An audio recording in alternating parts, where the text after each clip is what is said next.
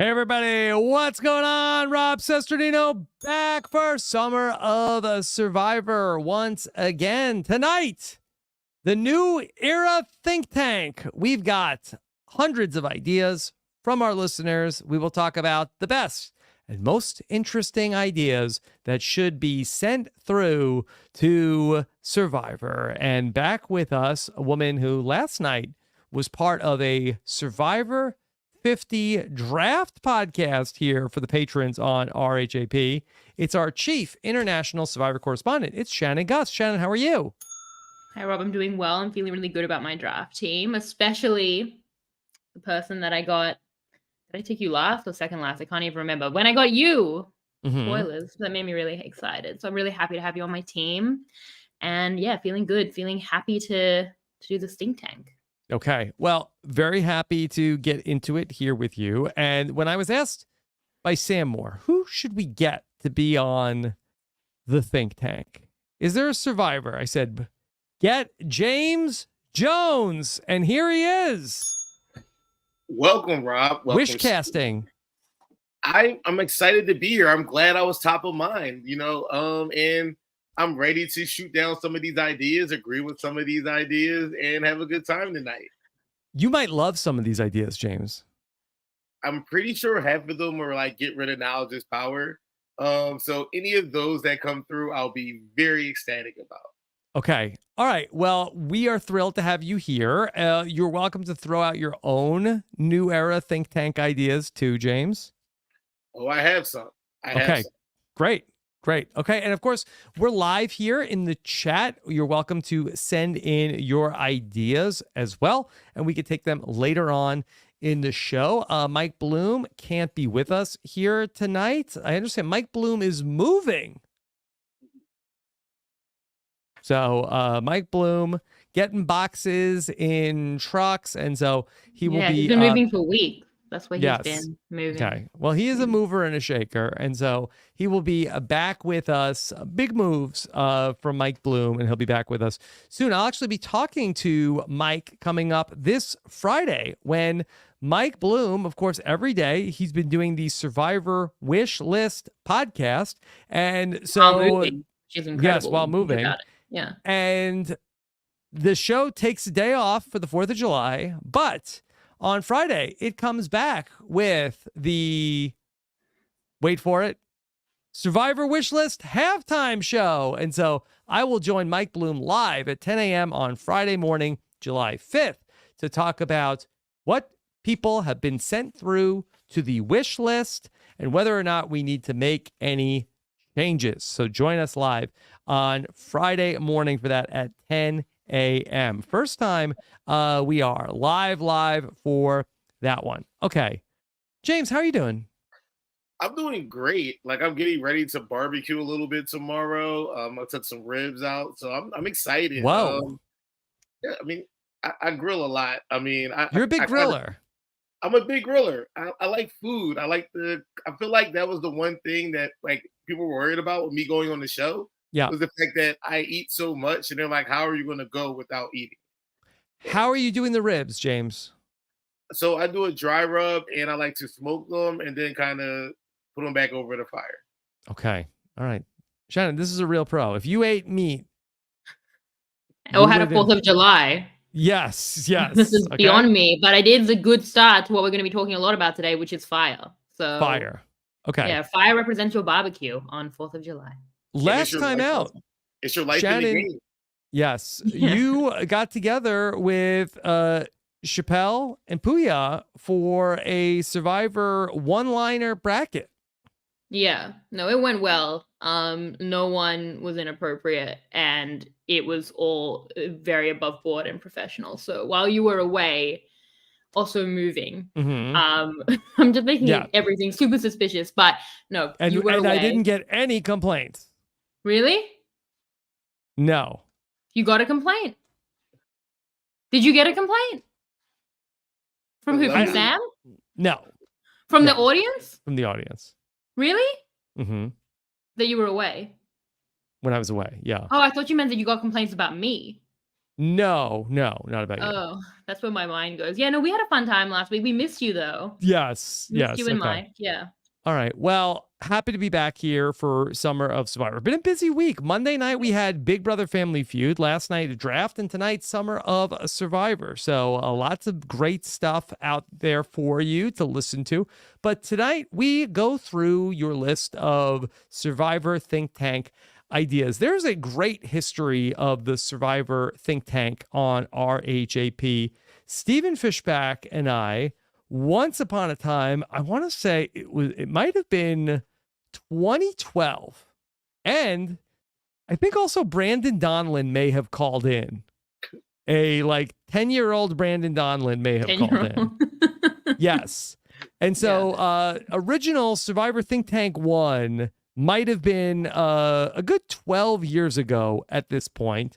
Stephen and I have gotten together a few other times for that. Many of the things that we talked about have ultimately been in Survivor I don't know if they're necessarily inspired by it, but we welcome Survivor to use our ideas. We do not need any credit from Survivor if they want to use anything. Credit, actually. To be fair, the last time I gave ideas, I did get credit on the credits of Survivor South Africa. So, if you're going to use the ideas, credit us, even though these are submitted ideas. Definitely, we require credit. Don't let them out like that. That's fine. Okay. Survivor Think Tank 2, I know, was from September 6th, 2014. That's how long ago we did the Survivor Think Tank. And James, it's been so long since we started doing the Survivor Think Tank. We said when an idea got through, you're going to Samoa. Yeah, nothing has aged that more. Yes, it was before Fiji. Fiji was where Survivor 14 was. Wow. That's a testament to just how dedicated and just how awesome this podcast network is, man. So salute to you, man. That is amazing. It's been a minute. Well, we can still send things to Samoa, but it'll be going to Australian Survivor. Australian Samoa. What should the Fiji thing be? We're flinging it to Fiji. I think we should say you're going to Fiji. You could say fast track to Fiji, I guess, but we could still also say you're going to Samoa. But that would what will these twists be doing in Samoa? Just hanging out by themselves? Cut to them just completely alone, crickets, and then everyone else is in Fiji without our mechanics. So it'd be really pointless to send them to Samoa at the moment. But yeah, okay. Although we probably got ideas take them out of Fiji, so we can send that one to Samoa. Yes. Yeah. All right.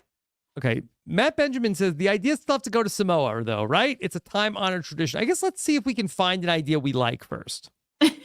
Wow, what an indictment on the submissions. Okay. No, we got a lot of great ideas. And so what Shannon has gone through and pulled a bunch of them.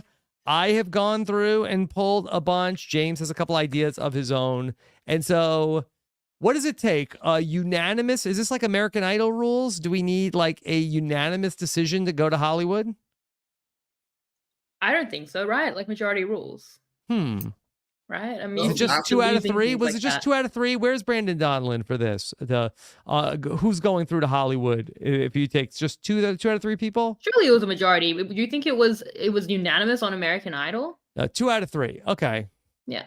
What about America's Got Talent? Can we do what's the button on America's Got Talent? The Voice? The golden buzzer, and then it goes straight through. Can I have that? Actually, I don't know that I'm dedicated enough to any of these ideas, but I want the power. Do we each get one of those? Okay, fine. If you have one idea, you can send it through with one vote. That's your golden buzzer idea. Okay. Golden buzzer. How fun. I hope I love something enough to use that. Okay.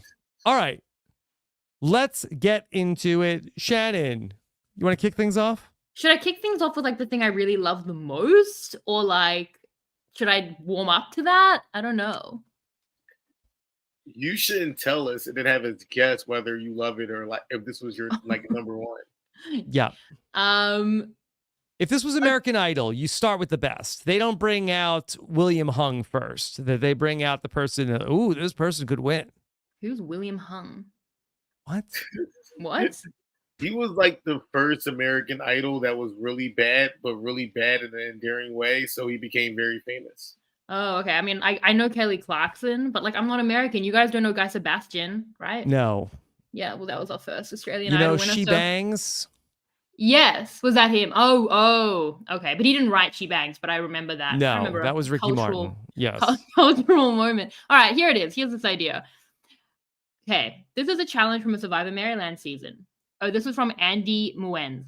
Okay. It happened at a tribe swap from 2 tribes to 3, but I think it would work in other tribe swap situations. So I guess first we'd need to have a tribe swap.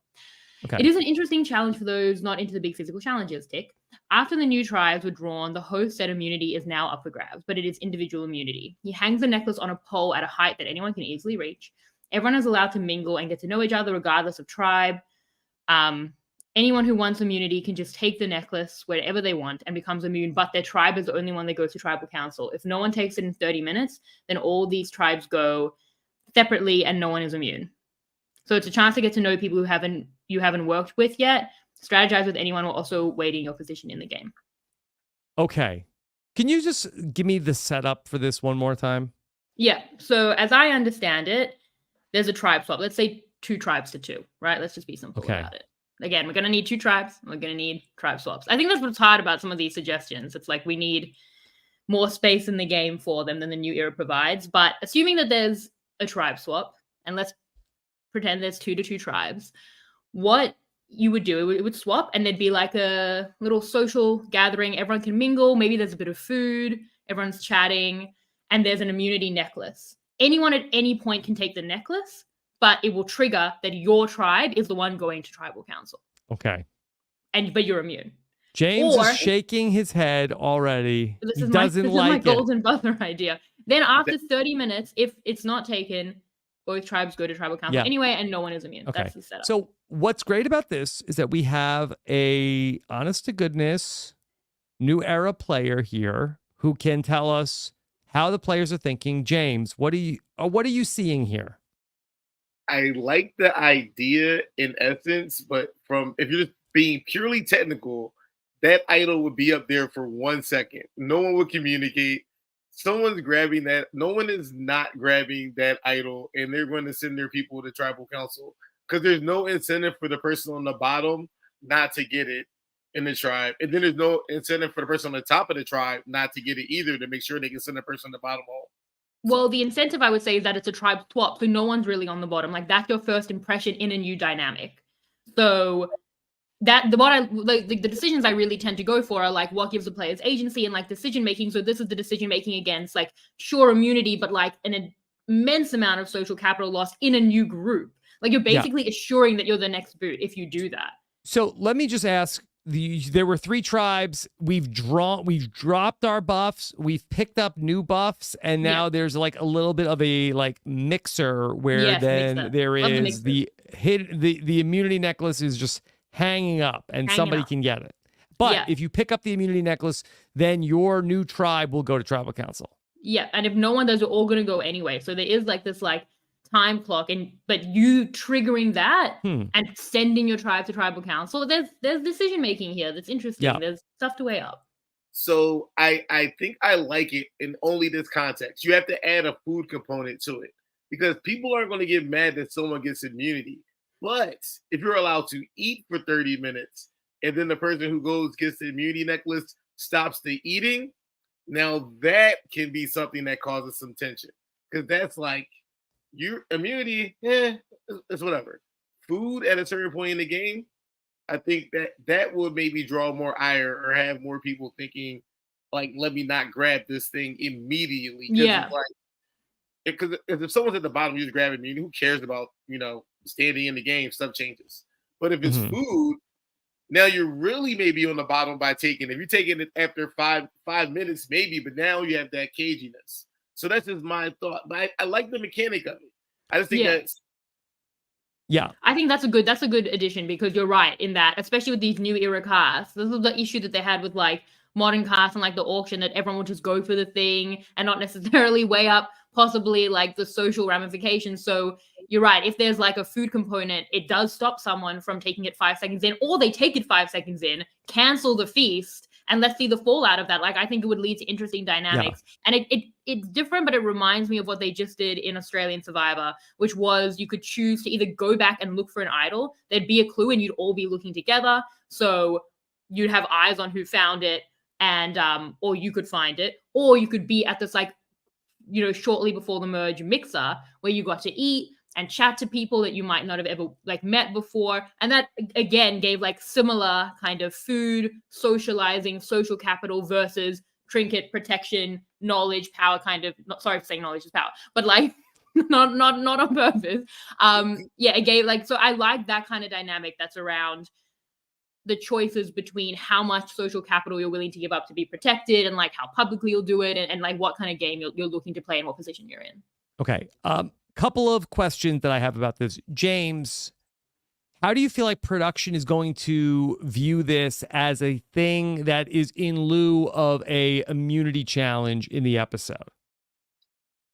I feel like it's tough because from a production standpoint, like you don't know. This could be a 1 minute thing, or this could be a 2 hour, or well, there's going to be a 30-minute limit possibly, but you don't know what the time frame is going to be, because someone that's feeling desperate is going to go and grab that thing. So it's like, it kind of really depends on the season and kind of what really happens. So I think that's the only thing that's holding it back, is that there's no guaranteed fireworks, but I think there could be either way depending. It will be at my house tomorrow.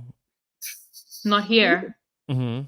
Wow, I'm really getting a lack of 4th of July shaming. Just to answer some questions from the chat, Yes. We're getting asked like if they know the tribes, like they'd know the tribes, they'd be completely swapped. Yeah. Then they'd be doing the mixer, so they know that situation. Yeah. I think that production is not going to like that they're not having a challenge in this episode. I think they spend a lot of money on the challenges that they build for weeks and weeks and weeks, and then we're just going to cancel the challenge that day.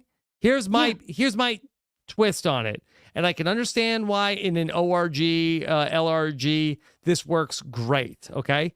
But could this be at a reward challenge? Tribe wins reward, and there's a twist. Okay, you all won Applebee's. Great.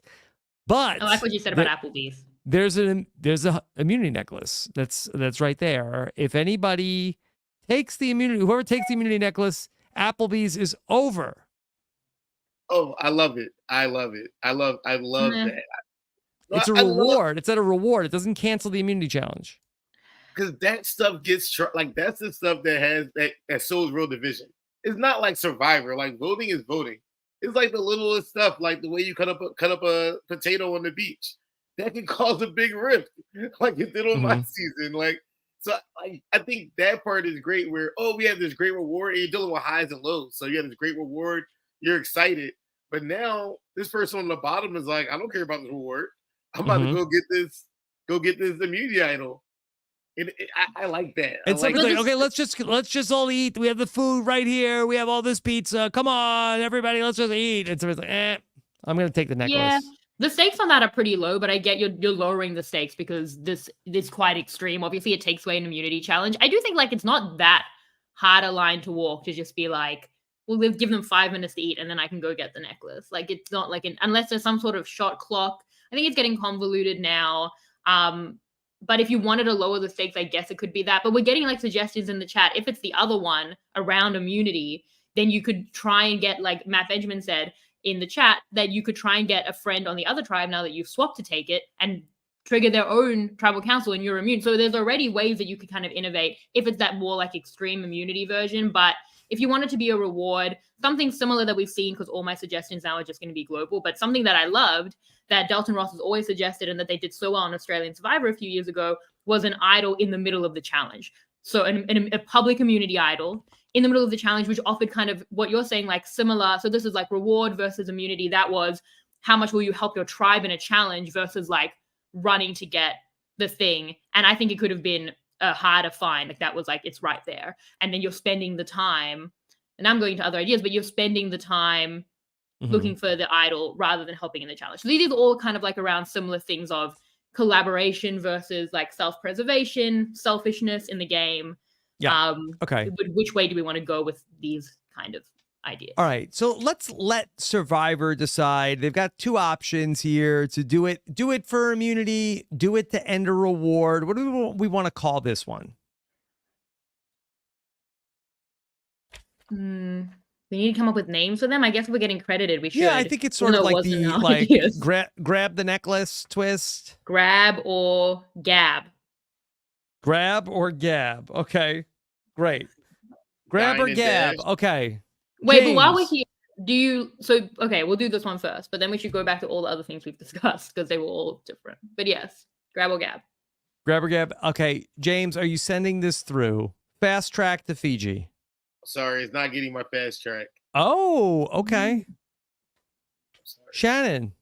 Yeah, no, I like it. The low stakes, but even more the high stakes. The fact that it cancels a challenge is a bonus for me. So yes. Yeah. I will send it to Samoa. It feels weird to say Fiji. All right. Okay, send it to Samoa. Okay, and so I think that production is not going to want to cancel a challenge. I think that they feel like the challenge is one of the selling points of the episode, and so I think that they could potentially do it for a reward. I will send it through. It's going to Samoa, where it will sit in isolation with no one around until they come to film Australian Survivor. But what about well, that would be great. They'll be like, oh, great that we showed up here. What about the looking for an idol in the middle of the tribal immunity challenge from Australian Survivor? I'm not against it. Is this when you're all? Is this happens when you're just one after merge? This is like pre-merge, so is one idol, or is it three idols? It's one idol for each tribe. See, this is the thing: is again with 3 tribes that all have idols, you don't really want to add another idol in the game. So again, how hectic already the new era is might not give this the space that it needs. But what happened in Australian Survivor was it was the 2 tribes, and then right before being go. JLP was oh, and there's an idol hidden over there. And then people had to decide if they were going to help their team in this big obstacle course, their tribe, or if they were going to run and dig for the idol. So then someone ran and someone chased him, and then they were scuffling, and then publicly someone found the idol. Yeah. I like that. That's just I think that's fun. I mean, it could be anything. I feel like it could be a booby trap of it can say any type of idol or advantage, and it could be literally nothing. I feel like those are the risk rewards where you did all this and you got half a still a vote or something. I feel like it could be a mystery box. I kind of like this idea. Immunity, extra vote, take away a vote. You can do a re-swap of your tribe idea. Who knows what type of things you can do or put in that box. So I like that. Mm-hmm. Yeah. I like this too. Are we just throwing things out that they've tried on other international seasons? Is that I don't have my own ideas at this time of the morning. Mm-hmm. I have a wealth of knowledge that I can impart to you it's fine. Yeah. Okay. I just feel weird that this was just something that we liked that was on another version of Survivor. We didn't think of this. Other idea was Survivor Maryland. Mm-hmm. So everything's been somewhere. There's such a saturation of content. It just reminded me of that. So I just thought it was an interesting one. But we can move on. Could we say a challenge in this challenge? How about can everybody vote for someone to get immunity? And you have to vote for someone not yourself? You have to vote for someone to win immunity? Yeah, I think that literally was an idea that was on the list. Let's go through the list. I've derailed it. Okay. I've derailed it. But there's some interesting stuff of what we're talking about. Do you want to go back to that one, Shannon? What? The one that's very similar to what James is talking about? Which of the many hundreds of responses is that one at? Which number? I'd have to do a Control F to see if I can find it here. And what would you command F? Immunity? That will go well. I think I would do vote. Words? That's gonna be tough too. Maybe go with another one. And I don't think I greened that one. Okay. Although that sounds like something I would like. I like things that cancel challenges. Okay. Let's see. This is 32 vote times. That's in there. Okay. 32 times. Yeah. Maybe we should come back to that. Here, I'll find it. Yeah, Shannon, do another one. Oh, it's all me? Okay. Yes. Okay. All right. This one, from Arjun Kishore. If Jeff Okay. loves fire. Okay, yeah. If Jeff loves fire making and earn the merge, why not combine the two? Have everyone make a fire at the spot of the big challenge, and the top performers are safe and can feast while we get the final 4 vote back. I agree in that, but I only like a version of it. But let's discuss. James, what do you think of, instead of the big mergatory challenge, individual, we all have to make a fire. 6 people are now immune and get to go to the feast because they can make a fire. I like that. I feel like everything is kind of arbitrary. Even a challenge, a puzzle, anything is kind of arbitrary in the game. You know, depending on people's strengths and weaknesses. The one thing that you should probably do is practice fire before you go on the show. It's like a great equalizer. So from a fairness point of view, as a player, like telling me to make fire, like to for a mergatory for a feast, I think is very like. I feel like it's like earning your keep. I feel like that's really earning the merge. Like I feel like that's something that's good. So I like that one. You know why else I like this? Because I feel like that as we have like gotten further and further into the new era and it's gotten so meta, people are like, well, I don't want people to know I can actually make a fire. You kind of have to tip your hand here, right?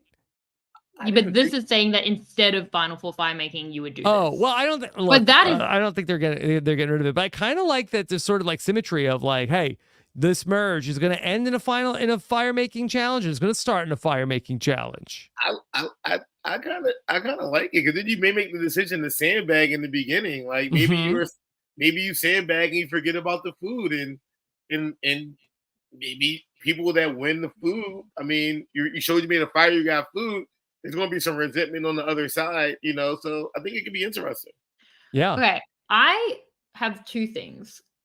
The first one is if there is going to be Final Four fire making. It's a big if. Never give up hope, okay? Keep hope alive. But if there is going to be, I do like the idea of putting stakes into showing fire beforehand. Now, maybe that is unfair because like it's a player's like, agency and, decision making to hide that. But you would still have agency and decision making in do you choose not to make such a good fire and possibly not earn the merge. So there is decision making, or you do it as like the first tribal challenge. If you're really good at fire, you're going to help your tribe, or you're going to risk going to the first immunity challenge. You're going to risk not being like a helpful tribe mate to not show that hand. So putting fire in earlier to have people weigh up how much people should know about their fire making abilities, I do think is interesting if we're going to have fire. It's different to this, but I think it's interesting. If we are trying to replace fire, which is what I'm trying to do, Arjun says earn the merge with fire. I think what I would prefer is Final Four make fire as the immunity challenge. Okay. Australian Survivor, not to go back, but it has done a good fire challenges before, and it incorporates fire so well because fire is thematic. It does represent your life or your barbecue on the 4th of July. So I understand why that's the thing to go to. Have it be the immunity challenge, even do it in front of the jury, but then it's an immunity challenge. And we vote. We vote on Survivor. We vote at the Final Four. It's not Final Four fire making, but we're fire making at the Final Four for immunity. That would be my suggestion. Okay. What do you think, James? I'm not mad at it. I mean, I feel like I'm very much not mad. I feel like that's something that anybody can do. It's not something that is, depending on a puzzle or concentration. So I'm not mad at that Final Four for immunity. And then there still would be a vote. So you would, make fire, and then you would still have the power of voting somebody out. And there's no idols at Final Four. So I still like this vote. I'm with it. I think that's a good thing. Mm-hmm. Would production I feel like they're losing a segment in the finale. Like I feel they're like getting the vote back though. They're getting the vote. Mm-hmm. Right. Imagine them voting. Yep. They used to do it. That would be exciting.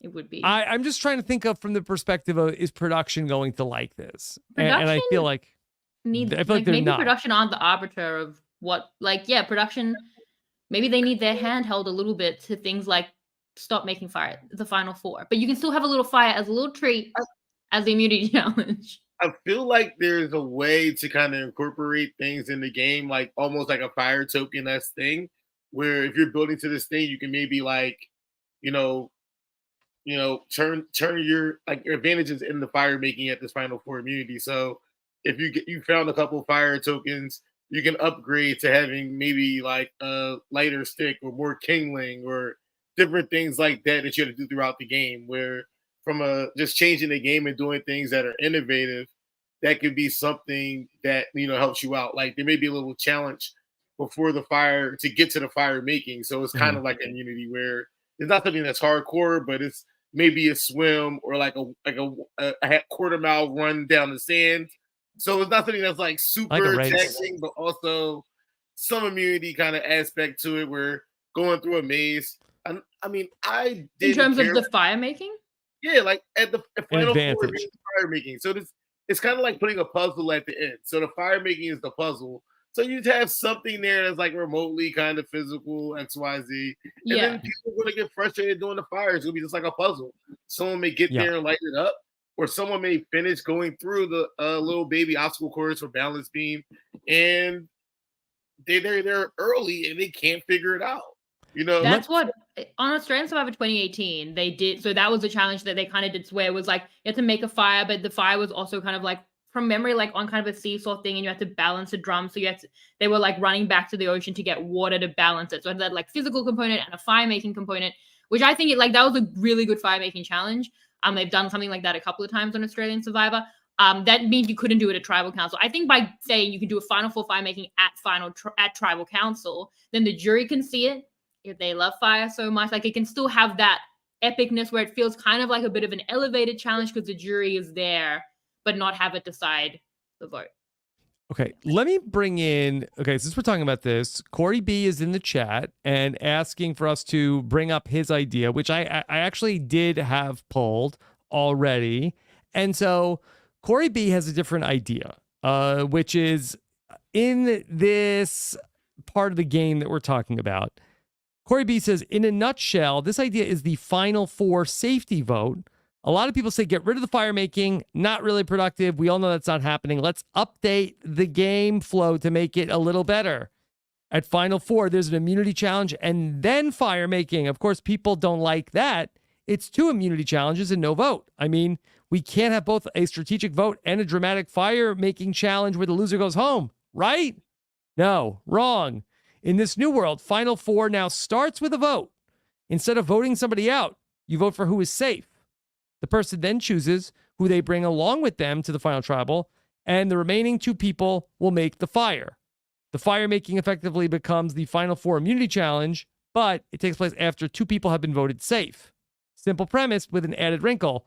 Though the 4-person votes are tricky, if it's a 2-2 tie, then the results are inverted. In this case, instead of being safe, the 2 people who receive votes would be automatically thrown into the fire-making challenge. All right. What are we thinking here? There's a lot going on. So, I need to read the idea again. Okay, what do you think, James? I mean, this may be a unpopular take, but I'm not very anti-Final Four fire making. I mean, I feel like. Then why didn't you vote for Gabler? I didn't say I thought nobody's ever said that question, right? Yeah. I mean, no, but James. I also don't really think it's like, I don't think it's that monumental. So like when I'm looking at Final Four fire making, some people think it's like very, big. I just thought you made I don't look at it as anything. I look at it like, any other move in the game where that's me personally. So I don't mind it. And I think with this idea, I think if you're going to do it at the Final Four, I kind of just like the idea of giving the person that won the immunity challenge that agency to just bring who they want in. And we've seen mixed results in the new era about who gets chosen. I mean, there have been some $1 million mistakes allegedly that have been happening around this. So I kind of think it's fine the way it is.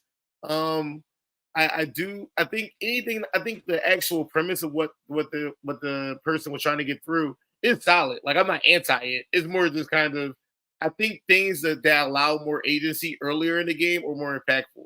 So something like that where if say you win immunity, your team wins immunity at like a split 5 vote, but you get to choose someone on the other team who's immune. So things like that where you can choose safety that way where, all my friends are on the other side and they won, but I'm not automatically a goner because they get to choose somebody, make somebody safe on the other side, so they can grant immunity to somebody else. So I think this idea will be would work, but I would maybe position it earlier on at like in the merge. I think with fire, like we should. So I think there's three different things happening here. Rob's trying to like improve fire. I'm trying to get production to change fire by still giving them a little treat of fire. And James is like, fire is fine as it is. So we're all coming at it from different angles. And really, I was reading Corey's idea. My suggestion was I liked that earn the merge by making fire, and you have to show your hand whether you know how to make fire or not. I think we should at least be showing the hand. At least that makes it a little interesting. I do think we should try and lure production away from fire. I mean, for me, fire represents so much wrong with modern Survivor. I mean, to put a challenge instead of a vote is anti-Survivor to me, where there should be a vote. It constricts the players, so it takes away agency, and it's done for such a specific purpose for Jeff to get one type of player through. It feeds into big movitis, like it feeds into this kind of jury sentiment. It makes more possibly homogenous winners, like homogenous styles of gameplay that are, given merit on the jury. Like it's just the best twist should open up the game, and I feel like fire just clamps it down. So for me, anything we can do to kind of change it, like for Corey's idea, like yes, it has a vote, that's better, and it would be interesting because you'd be choosing who to vote for, someone that you don't want to go up against in fire, but someone you can beat at the end, but someone who might take you through. Like, there's dynamics there. I think I would rather just do what I can to still have fire be a big thematic element. Like, that's the best part of fire, is that it's thematic, it's a big moment, it's in front of the jury. Like, we can do that stuff, but still minimize it and still have a vote. So that would be my suggestion. But if at the very least we have to have it, I'd rather show the hand beforehand, some sort of fire challenge, and have players decide how much they want to show. Well, all right, we have a lot in front of us here to vote on. Okay. Only way to settle this, James, we need to make fire. Well, for immunity though, but not for the vote. Yes. Not for the vote. Okay. All right. Yeah. We'll all come to James's barbecue tomorrow on the 4th of July, which is today for me. And then we'll all make a fire at the barbecue, and whoever barbecues the best ribs gets their suggestion through. Okay. So, James, wouldn't that be a crazy way to decide anything? That sounds like that's crazy. Fire is a crazy way to decide anything. So that's, so it just shows, yeah. James, do you have a horse in this race that you are wanting us to vote on? I kind of like your idea, Rob. And again, that's AJ's suggestion, which I tweaked a little bit. Credit us all. Yeah. I kind of like AJ's suggestion about early in the merge. Like, the first, if it's 12 people, the first 12 people that get fired, they get to eat their merge feast and they're immune. I kind of like that idea. I think that, I feel like that gives you agency at the merge. You make it pick on the bad team, so you're not guaranteed to go to the end. Like, if you can really hold your own fate. And I think that also gives people who actually are probably considered more of the physical threats an advantage in the merge. Because if they have been doing things around camp and they are more comfortable with fire, that raises their threat level in one regard, but also kind of protects them from people that have no idea about fire, never do a fire, and don't do anything out there from a camp standpoint. Yeah, and we get these lopsided draws also, where that one group is stacked versus the other, and then it's sort of like a non-competitive, like 15 minutes of going through the challenge. So I do like the idea of doing it individually, and I think that there is something here. So, all right, mergatory fire, yes or no, Shannon? Yeah, I'll send that to Samoa, but okay, I want a golden buzzer. Final 4 fire making immunity instead of it deciding who goes home. Okay. Golden buzzer it. So final 4 fire making for immunity. And then they vote. And then it would create like the same kind of consistent meta that you have to plan around, like how they have an Australian Survivor. It's going to be like a big torture style final immunity challenge. Yeah. And you can plan around people who are good at that, and you can protect against that, or you can have shields in front of you if necessary. You can do that with fire. Especially if there's been the fire challenge was earlier. Yeah. Okay. So, all right.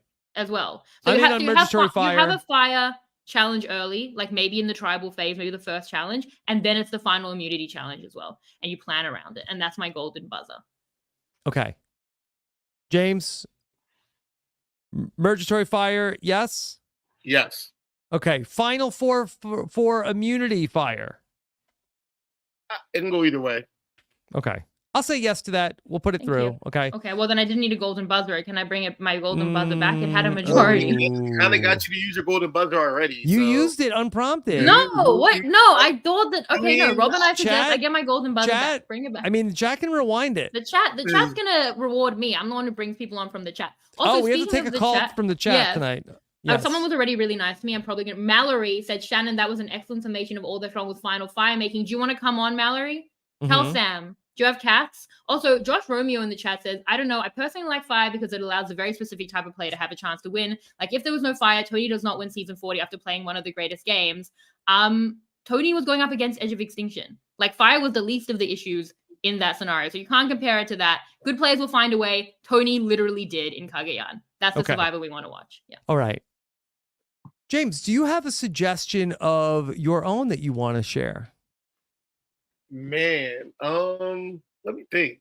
I probably do. I think I like this idea in the new era. I feel like first votes are very arbitrary. So I feel like the first at least the first 2 people that get voted out, or maybe even 3, should go to an island of extinction and then come back. Okay. All right. I mean, because I feel like we may be losing some really good players in the beginning. Also, it's kind of the first vote. Like it's so arbitrary out there. Like, yeah. All right. That is true. So that part. Like, give me Zach Werdenberger back on the island. I don't need that. Is this Edge of Extinction or is this Redemption Island?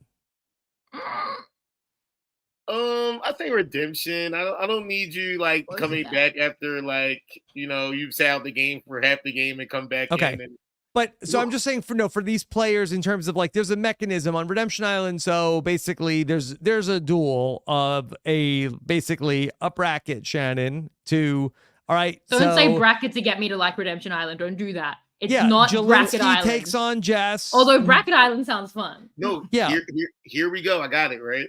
So you have 3 tribes. You start off 3 tribes. After your first 3 immunities, 3 people get voted off to at Redemption Island.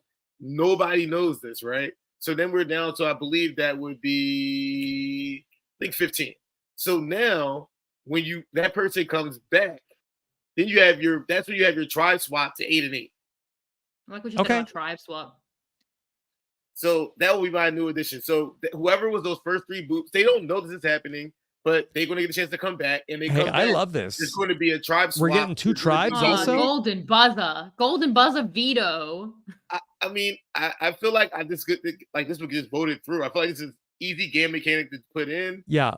It gives people a chance. I feel like people think it's more earned if you get voted out early. It's arbitrary, whatever. Then you come back, you're not coming back to the same tribe. You're coming back into a mixed tribe merge situation. So it's kind of like, hey, and Shannon, you look pained. You don't like this? We should put that as a subheading for me as a podcaster. Shannon, you look pained. If they're gonna bring people back, do it in the first 3 votes and never a moment more. But like, we can like getting voted out of Survivor early. I'm sure is incredibly hard, and people have gotten voted out of Survivor early, like Zach. That has pained me greatly, and I won't ever get over it. In saying that, like, they survive, they dominate Twitter, and that's that's the point of the show. Like, you're meant to be pained, like not pained like this, but pained like, oh no, I loved him, I loved her, and she's gone, and he's gone now so early, and like the cushion, we don't need it. Like, we'll be okay, and we're meant to feel something about it. Like, that's one of the worst parts of these return islands is like, well, maybe they'll come back. Like, no, let me be sad about it. And I don't like the cushion of that. I don't think we need it, and I don't think it's good. One counterpoint. I feel like from an information standpoint, this adds a different level to the game of who you are voting out in the beginning, if you do know or if you don't know, because then you don't know how much information is going to get leaked to other players like that may possibly come back into the game. So I think there's a whole like meta about communication and how you are sending people out. If you know there is an island where people can come back, and there possibly could be a tribe swap, or they be coming back to their original tribe. You know, you got it. Well, the counterpoint to that is that then that you will do more conservative votes, right? So then don't blindside people, don't hurt people because they can come back to bite you. No, I feel like you have to blindside to hurt people because then I feel like when you do that, it's kind of like you know where the line is. they know too, and you can probably build from that. I think what happens is if you try to coax somebody too much and then vote them out, then I think that's where the hurt feelings come. Like, if I know you're plotting against me, I mean, I'm not mad at you. I'm mad at you voting me out, but you should be voting me out because I'm plotting against you. I'm more mad at the person. But that you're I'm a good plotting sport, with. James. No, I'm not. I'm definitely not a good sport. Like I would have. Yeah, I would have. I'm not a good sport. I feel like that's in Survivor. There's no such thing as good sport. Like, but you get it more than I would say many of the other folks that go through Survivor. I could say that, but also I would say I'm also real petty, right? So if I think everybody plays Survivor with their own code. So like you playing with your code, like be cutthroat, right? But if I'm rocking with you and you make a move against me and it's not justified, I may not reward you with $1 million. I may be petty with it. I feel like that's the game. And I feel like, giving people more information, more ammo only can add to that, that vitriol, that connective tissue, because you're worried that person you voted out came back in with that information that you told them that you don't want anybody to know. Like, you don't, like, there's so many different layers I think can happen, especially in the beginning where no one really knows each other. It's arbitrary. I don't cry tears for people that get voted off first. Some people do, but I think from a game standpoint, it just makes it more interesting. That's just I'm imagining 44, Jelinski, Jess, and Banu. Banu comes back. We do another 2-hour episode getting rid of Banu again. I'm out. No, I mean, I love Banu. I will say, like, I mean, look, we've, in like, we've seen this iteration globally of people coming back.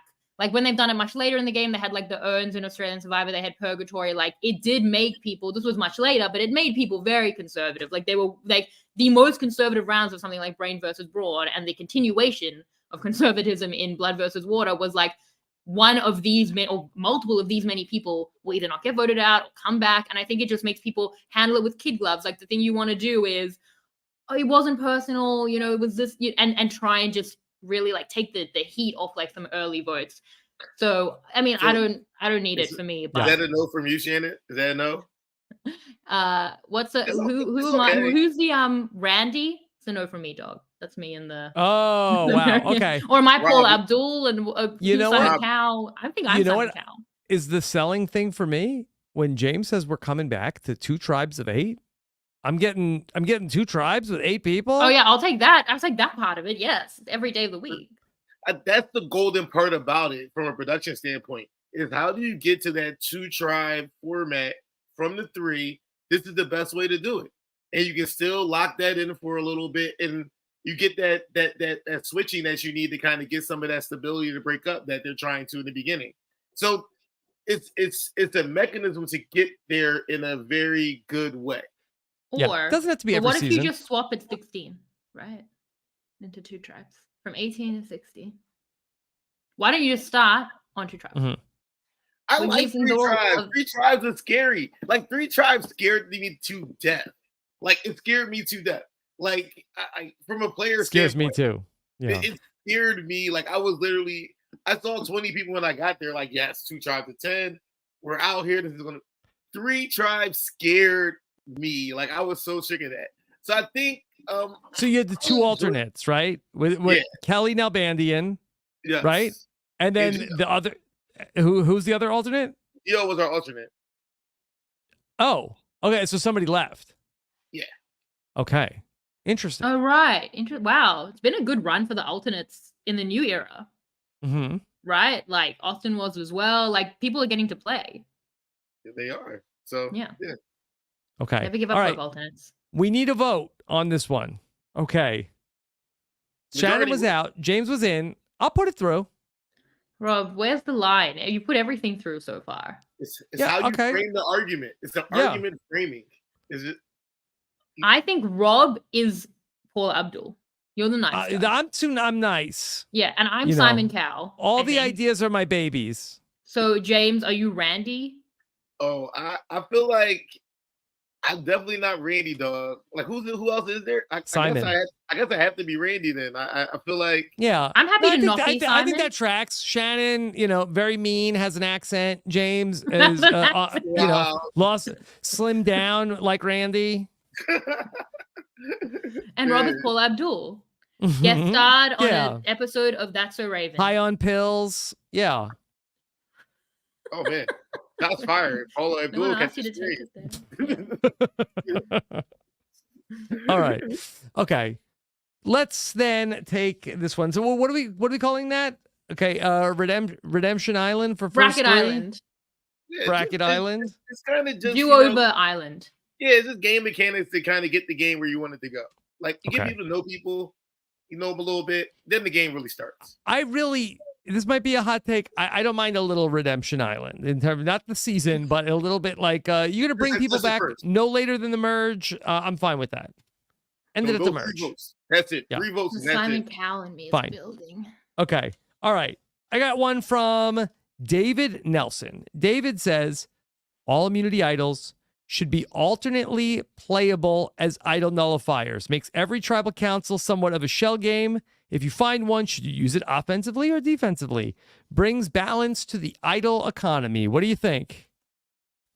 That's so much going on. Like, that breaks my brain just hearing it. Imagine playing it. I love it. Everything you have can be used offensively or defensively. I mean, I asked for agency, and now I think it's too much agency. Well, no, I like it. Can you play it after someone? Like, so it's like if you play an immunity idol, can someone play their immunity idol to nullify yours afterwards? I feel like that would be so great. It's like a Uno reverse card at that point. I love that. Yes, I love it because then I think hopefully players won't like think so highly about the idol, and when you get it, you're going to kind of just play it, and then it's going to create drama. Like, do you save your friend? Do you let them go for a vote? Like, I love this idea. It's like a wild card. Like, your idols are now wild. This is great. Okay. Okay. Take out that every advantage is reversibly playable. Let's keep it to idols for now.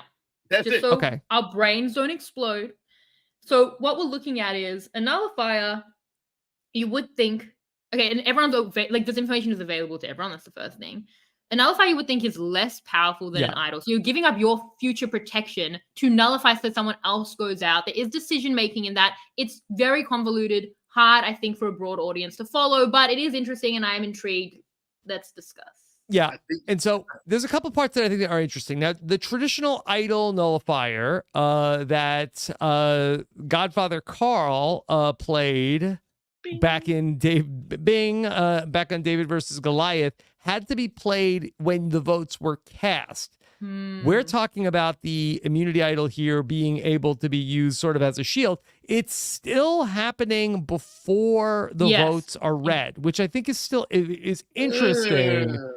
That's the tough part right there. So I feel like it's better if you can just play it after someone, because you still have the option of playing it for yourself and safety. Like, that person played an idol for themselves, that's great.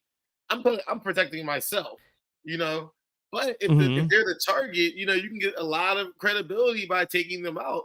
Like, I like it. I mean, I like it after the vote. That's the only way I can vote for it, is after the vote. But I think it's after the vote. Yeah, so now you get to see if the person goes home or not. Oh no, after the idols played, but before the votes after idols, so like the in between time. Got it. So Shannon stands up. I'm gonna play my idol tonight. Now you got to make a decision. Are you nullifying her idol? Yeah, that's the decision. Or do you save yourself, or do you keep it in the bag? I mean, I feel like that gives you that player more options. Where it's kind of like, now if someone knows you have an idol, that's also them knowing, okay, this person saved, you're willing to let this person go home for this. I feel like it gives you more dynamics where it just causes more accountability for having an idol. Yeah. It makes you play it more, But Jace, we can't even get people to play the immunity idol for themselves, let alone play it to nullify an immunity idol. I wouldn't know the feeling. I mean, I like, some people giving idols, some people giving multiple idols. So I mean, that's every season is different, But I feel like that's the thing about the idols, where everybody thinks like there's this magic, like they've seen like these great idol plays in the past, right? Everybody wants to have a great idol play. it's hard as heck to do in a new era if you don't, one, share that you have an idol, because you're getting blindsided regardless. Like, that's just happening. Two, like, if you start thinking differently. People that have idols, they said this, they start thinking about the game differently, and it's like, oh, this is my golden ticket. When really an idol is there to influence one vote. Yeah. Hopefully Okay. it's the same as you, but somebody else maybe. Let me put this into practice, okay? It's Survivor 46. It's the Hunter vote. It's the final 9, okay? Hunter has the idol in his pocket. Instead of misreading the votes, Hunter stands up and plays his idol. Tiffany now has to decide, do I play the idol for myself? Do I nullify? I know where the votes are going. Do I nullify the Hunter idol? And is that a good TV moment if she nullifies Hunter's idol? Or do I not do either of those things, even though I have immense power in my hands, keep my idol for the future and let Hunter idol out a possible ally of mine, even because I don't think it's me? James, look at James. Yeah. He's loving this. He might golden buzzer this, but it's interesting. It's an interesting take on a bad advantage, which is a nullifier. I'd be happy to never see the nullifier again. I don't think it makes good TV. I think it's like innately deflating, but I think giving stakes to the nullifier, like one of the issues with the nullifier is that defensively it can't be used wrong. If you're in a majority and you want to, I mean, this was before when it was being played in the voting booth. If you want to make sure someone goes home, you play the nullifier. If they have an idol, they're out. If they don't have an idol, they're out. It's kind of like there's no stakes. These are the stakes of you're giving up an idol for this. That's interesting to me. I think it's quite convoluted in a headachy way. I'm not tied to it, but I'm not like, like I think it's just one more line. Thomas says, I'm stealing this for my org. Credit us. ORG. Thanks, James. Credit us. Yeah. Credit James. And credit all of us. It's a team effort. Yeah. I don't mind it. I feel like I don't think this would ever get used. I think it's a little like Galaxy Brain for the players that are out there to try to do this. But if you want to give the players more options, I'm fine with that. What if it's not every idol, but it's a special idol you find, which is like the Uno reverse idol, and it could be either reversible idol. So I think every idol or every advantage, which was a suggestion, being reversible is a lot. I think even every idol being a lot, but maybe it's like that's a super powered kind of idol that you can get, which is like an Uno reverse, and then it does give decision making. I don't hate it to try it for one time. Shannon would hate my idea to fix knowledge is power, though. I'm excited to hear about it and yell about it, whatever it is. You want to give it to us? Sure, why not? So it starts out in the game when the game starts. So everybody gets their bag, and someone has knowledge is power. You know it's in the game, don't know who has it, and that's just what it is. And it can't be voted out, and it's given handed down in secret. So it's almost like legacy advantage. The legacy advantage. So it's not necessarily something that you can vote out of the game. So it doesn't put a super target on somebody if you know they have it. But it just starts out in the game. You know, knowledge is power is there. You don't know who has it. You don't know how it got there. Like someone has it, and that's what it is. Everything in this game is arbitrary. So if you're going to keep this advantage in the game, that's the most equitable way to have it in the game is that everybody draws a rock. Someone gets knowledge is power. You don't know who has it. You won't know who has it until they use it. Why? Why do you want this, James? That's not great. Yeah. If you're going to keep it in the game, this is the most equitable way to keep it in the game.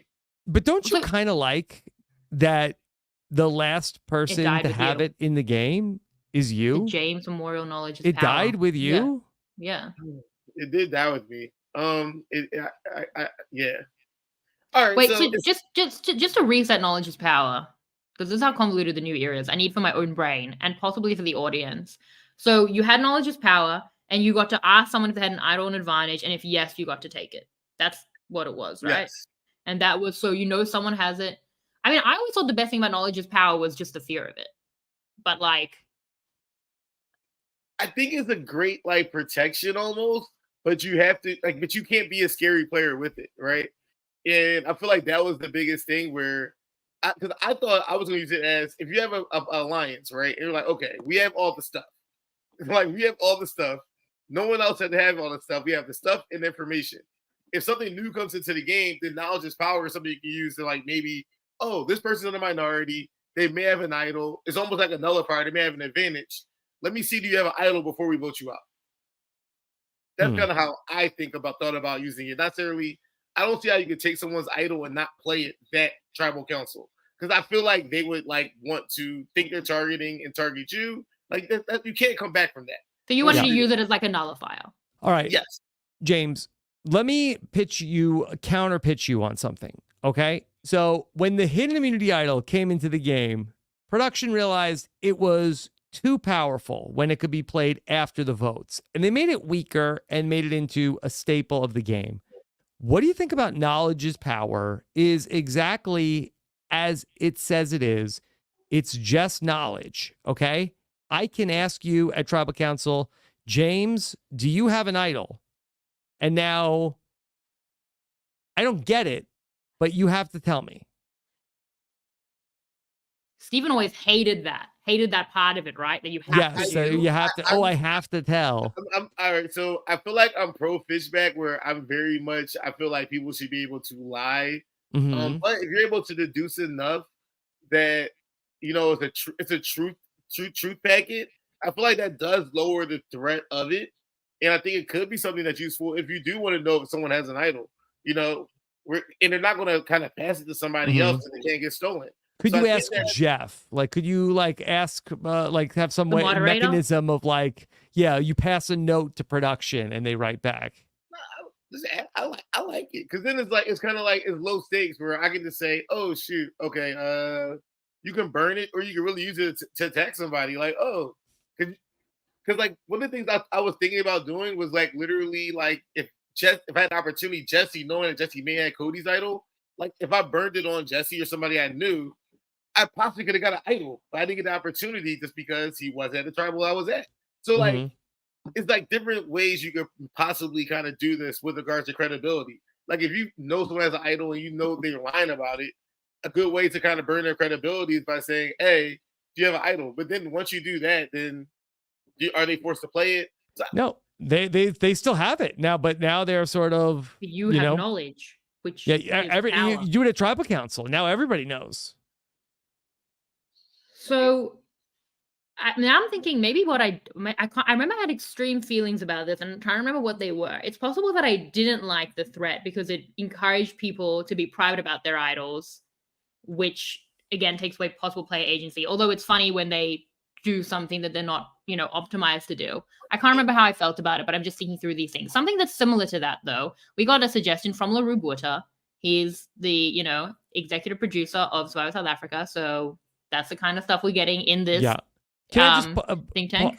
Is this still about knowledge is power? It's very similar to what you're saying about knowledge being power. Yes. Okay. Should we vote on James's knowledge is power legacy advantage?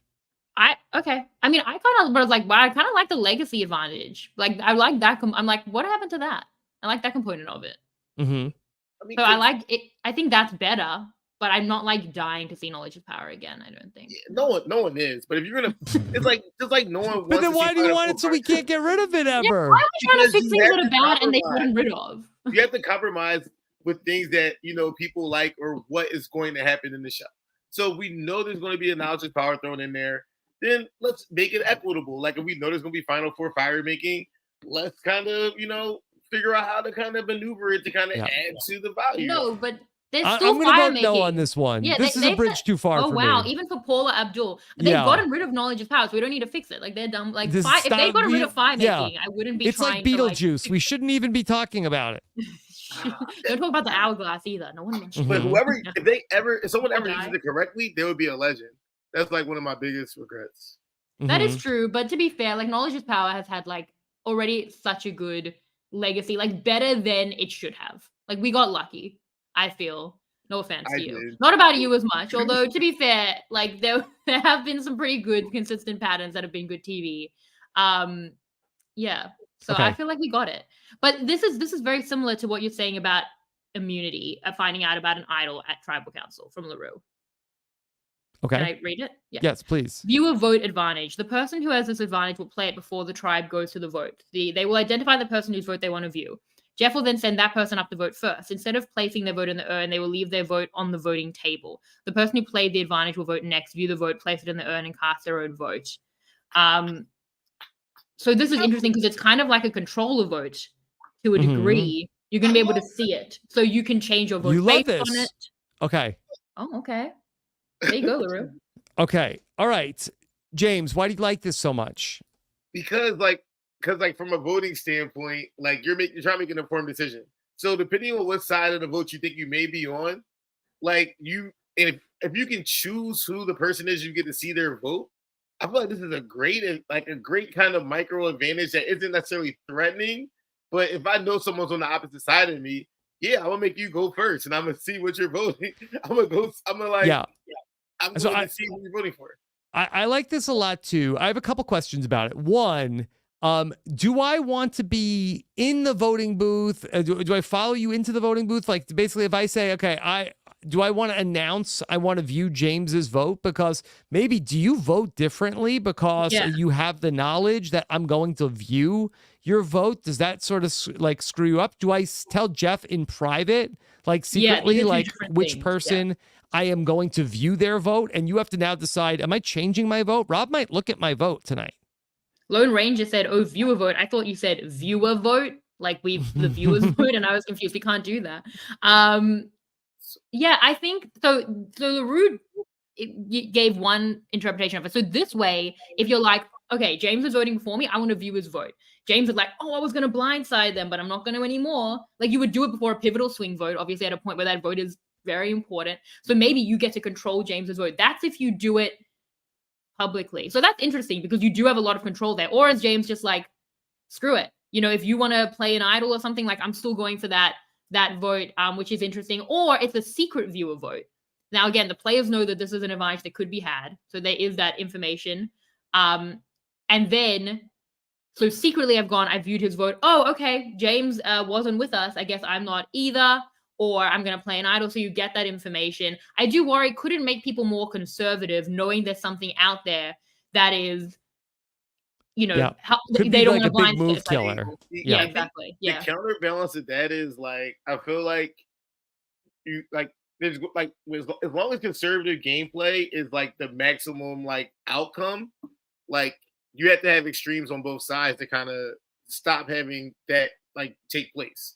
So I think this would be great where it may be annoying to kind of, you have to change the order up after it's on the vote. It's like, do anybody have any advantages? You're like, hey, I want to view, like, so for instance, if necessarily I wanted to view, let's say, like Noel's vote. So now I see Noel's vote, like, oh shoot, they're coming for me. I can use my shot in the dark. Yeah. Yeah. But would you do that in private or publicly? So I view her like Noel goes to vote. I see Noel votes James. I go to vote. Wait, I'm in trouble. I thought if I'm catching any votes, I'm going home. So I know now. All right, either one. If you have an idol, if you say you have two advantages, you can play your idol when you get back. Right, that's one thing you can do. Second thing, you can play your shot in the dark. You know, and then say, hey, I play my shot in the dark. Put votes on me if you want. Because like if people know the plan, then it's like the people behind the person that went first. No, wait, this person played their shot in the dark. There's 5 people here. I mean, we can risk put 1 in 6, or we can have a 3 straight vote on one person. That person goes home. So I feel like it gives you an added dynamic depending on the vote when it can be used, and I think it's kind of cool. Okay.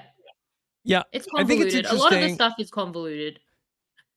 Yeah, I just wonder, like, what are we trying to get out of this? To me, it seems like it's knowledge, but I feel like it's almost like a big move deterrent. I guess there's a scenario of like, oh, I'm going to play my idol now because I saw it, but it's sort of like, oh, a swing is about to happen, and now it's not going to happen because somebody's viewing the votes.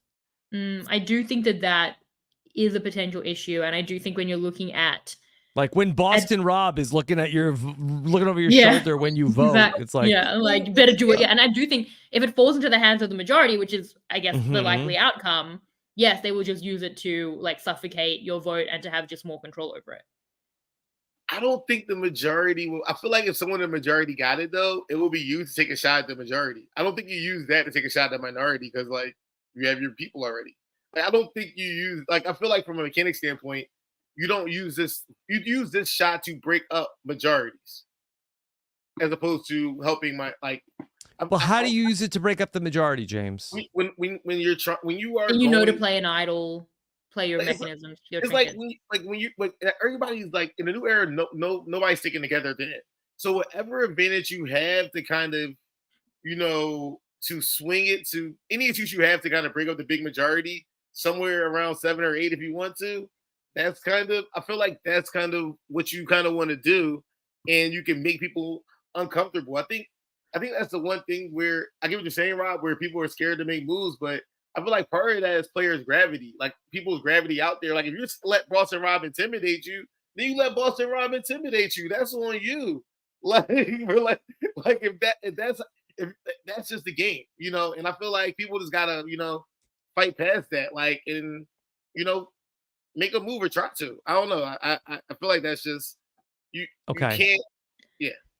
Well, All right. Nick Callahan in the chat says, imagine wasting this advantage just to find out someone lost their vote on a journey. And I do think that in the new era, that is probably quite likely. Can you imagine? It's like, I want to see their vote. It's like, no, no vote. You cannot vote tonight. Go back to your seat. I guess one of the advantages might be to know if somebody played the shot in the dark. If someone has their vote. This is all kind of, I feel like this is all getting a little tricky. Like my head is spinning. I don't think it buys us that much. Yeah. I feel like it's low hanging fruit. Like it doesn't do that much, but it could be. You never know how it could be used. So yeah, you probably get voted out for how he's got viewer vote. Okay, he's got to go. Exactly. He's got like do it with the extra vote. Yeah. I think that this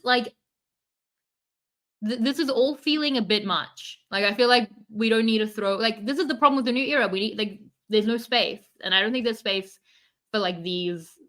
For this. But, okay. Yeah. All right. I think I'm out on viewer vote. Even Paula Abdul. Sorry. Yeah. I can say I'm out on it. I'm out on it. Okay. Oh, okay. Unfortunate. I can't wait for my brother to tell me if I liked or hated the incentive that knowledge is power gave. It's really bugging me. Like I know I had extreme feelings. How can I not know what they are? Can I give something else for LaRue now? Can we have redemption? Yes. Send LaRue to Redemption Idea Island. Okay. So this is actually coming up a bit into Bracket Island. This is coming up a little bit in the chat. Okay, no, this is actually slightly different. Something else was coming up in the chat. This is LaRue's other one. A player feels they are in trouble. It's called message in a bottle. They can send a message in a bottle to the other tribe. If there is a majority consensus, the tribe can accept the player as one of their own. If not, the person stays where they are. Each player has one opportunity to use their message in a bottle before the merge. Every player has message in a bottle? Yeah, I mean, all it is, that does feel like a lot, but all it is you're just sending, and what did it say, unanimous or majority? Hold on. If there's a majority consensus, they'll take you. Can I build on this? If not, you just look like a traitor. Yes? I feel like this gets you immediately voted off your next tribe.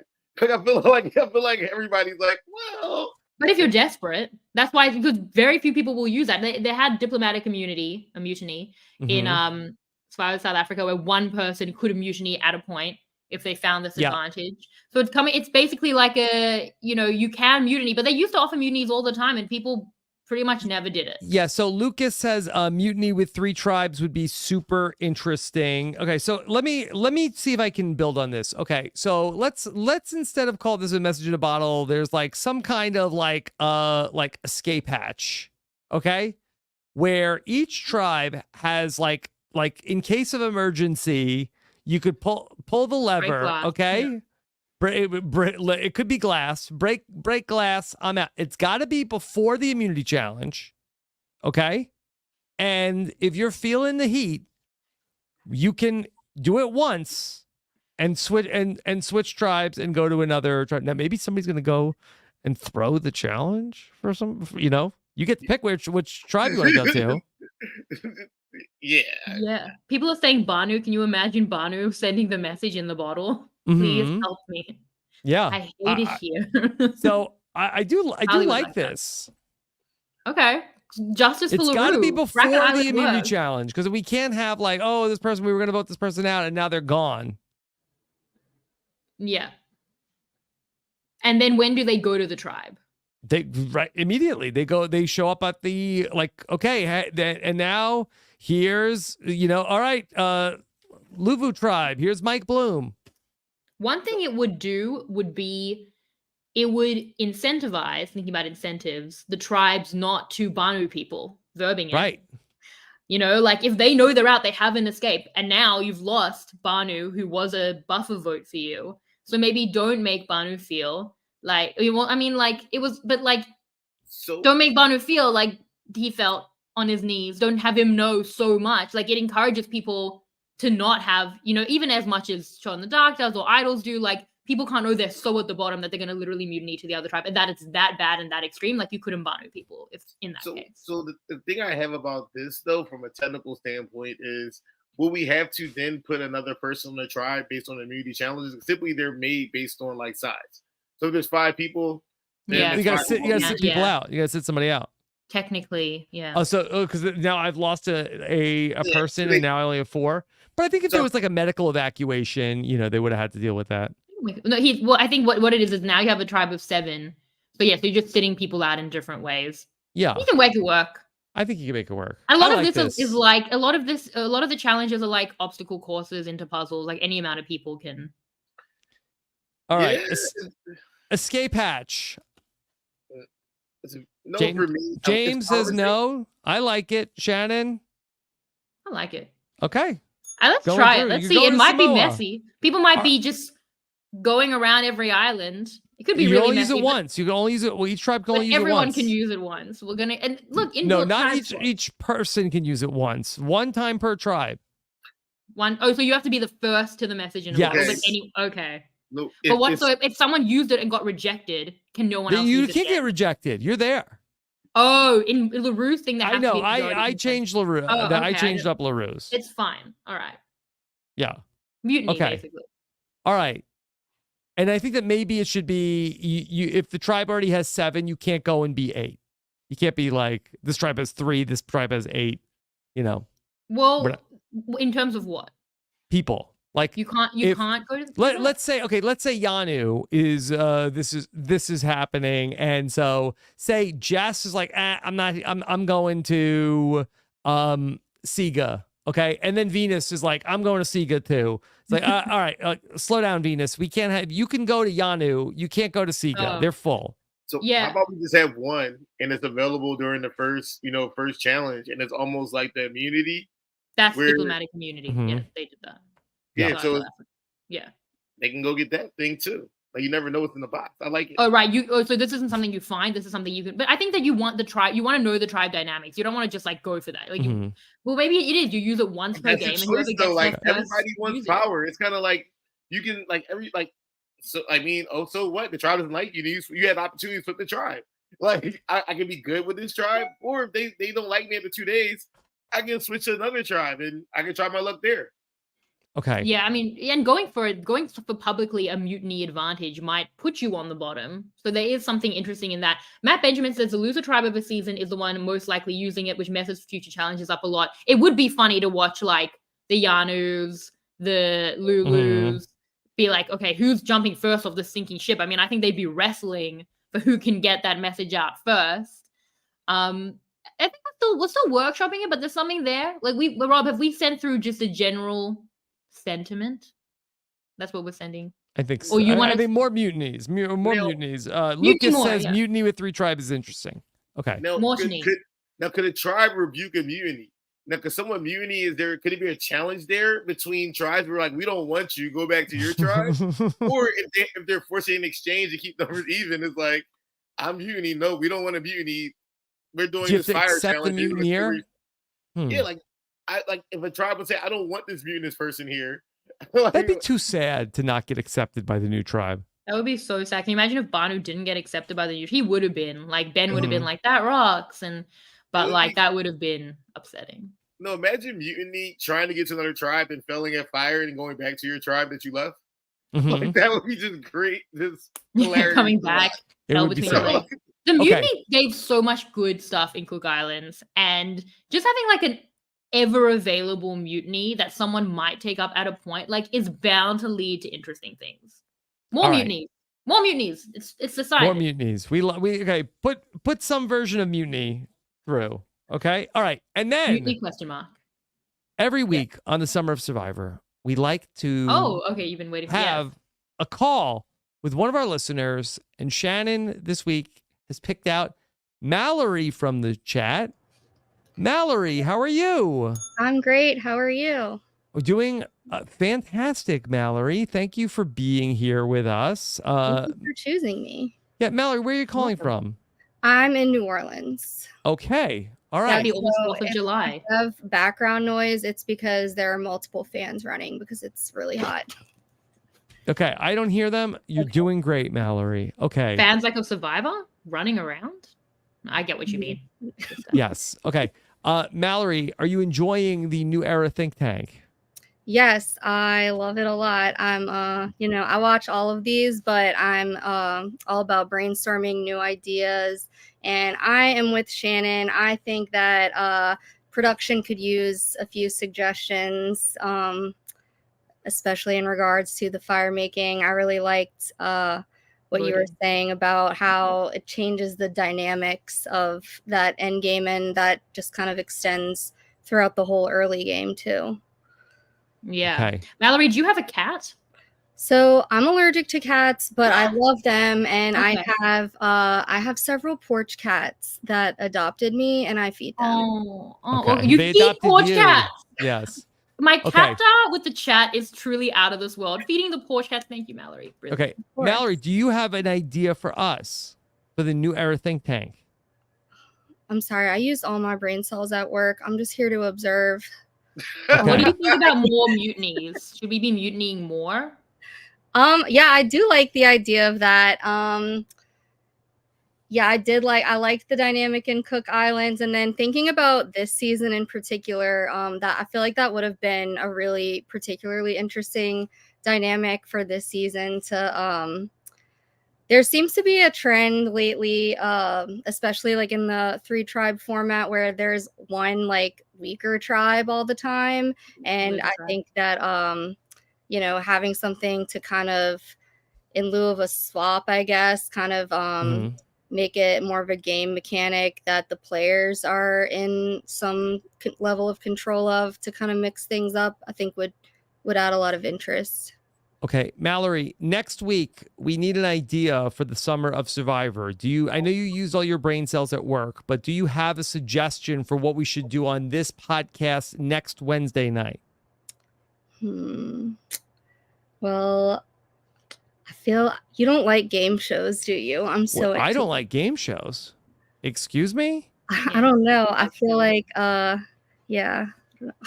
What do you want to do? You didn't want to do trivia, but I didn't want to do trivia. He just did Family Feud this week. Do you know? Yeah. Do you know what trivia I do? Jordan Kalish asking poorly worded questions for the last 13 years of my life. Okay? Yeah, I guess I just meant. Can you blame me? Well, I don't know. I go to trivia like his on birthday purpose recently. a lot too, and I like it all the time. So Mallory, Okay, so- should we do part 2 of the defining moments of Survivor next week? I would be into that. I feel like this is so unoriginal, but a lot of the things the ideas that I'm thinking of are kind of continuations of things y'all have already done. We could do daddies versus zaddies. Okay. We could do, I feel like mothers versus mothers could have, we could have gone longer. We could have gone done. Maybe every week is mothers versus mothers. Maybe. Yeah, I mean, Okay. there's so many. It could be, yeah. Yes. Maybe that's what this turns into. And I really like the idea of it was I can't remember specifically which episode it was, but it was earlier in the summer how we were kind of putting people into like Succession character, like what Succession character is this Survivor player? I don't remember what podcast it's on specifically, but I thought that would be like a really cool idea for summer. Yeah, I think it was on the last Club Condo with Mike Bloom. Okay, and, yeah, I think that is that's what it was. James, do you have any questions for Mallory? So, what has been your favorite thing about the new era versus the old era? Like, so what's one good thing about the new era, and what's one good thing about the old era? That's a good question. Good question. I should have prepared. No, how would you know to prepare? How could you prepare? Yeah. Who would possibly think? It's like tribal council. You get random questions thrown at you. Yeah, I would never do Survivor. I would be awful at it. Just say the new era is like blank. So I don't know. I have to go back to the original, the default prompt. So I actually like some of the challenges in the new era like more than the old era ones. And I guess in the old era, I feel like the camp life dynamic was a lot more interesting just because it was different locations all the time and they could kind of do, it was interesting to see people in different climates and stuff like that. So Okay. I don't know. I'll always love Survivor. It doesn't matter that what they do, old era, new era. I'm gonna ride it through all the changes. So You got to. Okay. No, Well, Mallory, not. Do better thank- things. Prisoner, just like with Big Brother. yeah. All right. That's coming up 2 weeks from tonight, I believe. All right. Mallory, thank you so much Thanks for joining us. We appreciate you watching and calling in. Good luck Thank with the you. porch cat. Okay. Thank you. Thanks, right. Valerie. All right. Take Have a care. good one. Bye. Bye. Okay. Bye. All right. Mallory said she used all her brain cells at work. That's how I feel at the end of the day. Yeah, I feel like I go to work and I'm like, I used all my brain cells for the podcast. And then I don't have any for work. And they're like, what were you doing? And I was like, mothers versus mothers. Yeah. All right. Let's go back to our lists. Okay. Let me go to one. This is from Hexagon on the Discord. You've heard of the juror removal twist. Oh, yeah. Now introduce the juror extra vote twist. Imagine if Charlie gave Maria a second vote before tribal council. Yeah, I mean that was like the most defining vote since Sue Hawkeye said. So yeah, that one would be crazy. That one would be, yeah. People right, like Jim. this because people feel sad when you remove a juror. Yes. Could people get double a juror? Yo, what if you could just take a juror's vote away and they didn't know it? You didn't know it. So They go still to get vote and it's like, go vote? back to your seat. No, like no, your vote was nullified.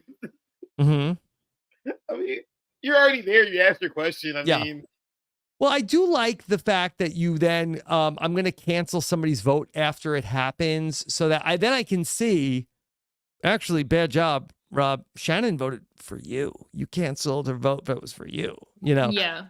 Like, I like that visual. any dynamic, I think like the best twist are when things can blow up in your face or when they can be just as good for you or just as bad for you. I think it raises this kind of just the stakes. It just makes for better television. If it's just, it can only be great for you, then, I think it's less downside. But if it's a risk to it, then that's when you get the exciting TV, especially when it comes to kind of blindsides and surprising the audience. So, yeah. Double a juror vote. I mean, I don't think we need to mess with the jury. Okay. In terms of, like removing a juror, I think is more dramatic than that, but I wouldn't do either if I don't have to have non-elims. There has been interesting stuff about people like removing a juror that would have voted for them and how that looks to a jury. So that kind of, giving like weight to decisions, I think is interesting, but I don't think we need to mess with the jury. I'm not like, I don't feel leave the juries alone. They take enough black as it is. So yeah, 2 votes. Can you imagine 2 votes for Gabler? But That would have gone well. Yeah. Can we talk about the suggestion? I feel like we got more than any other suggestion. What's I that, can't Shannon? I can't credit it to one person because I think we got it like 5 to 10 times.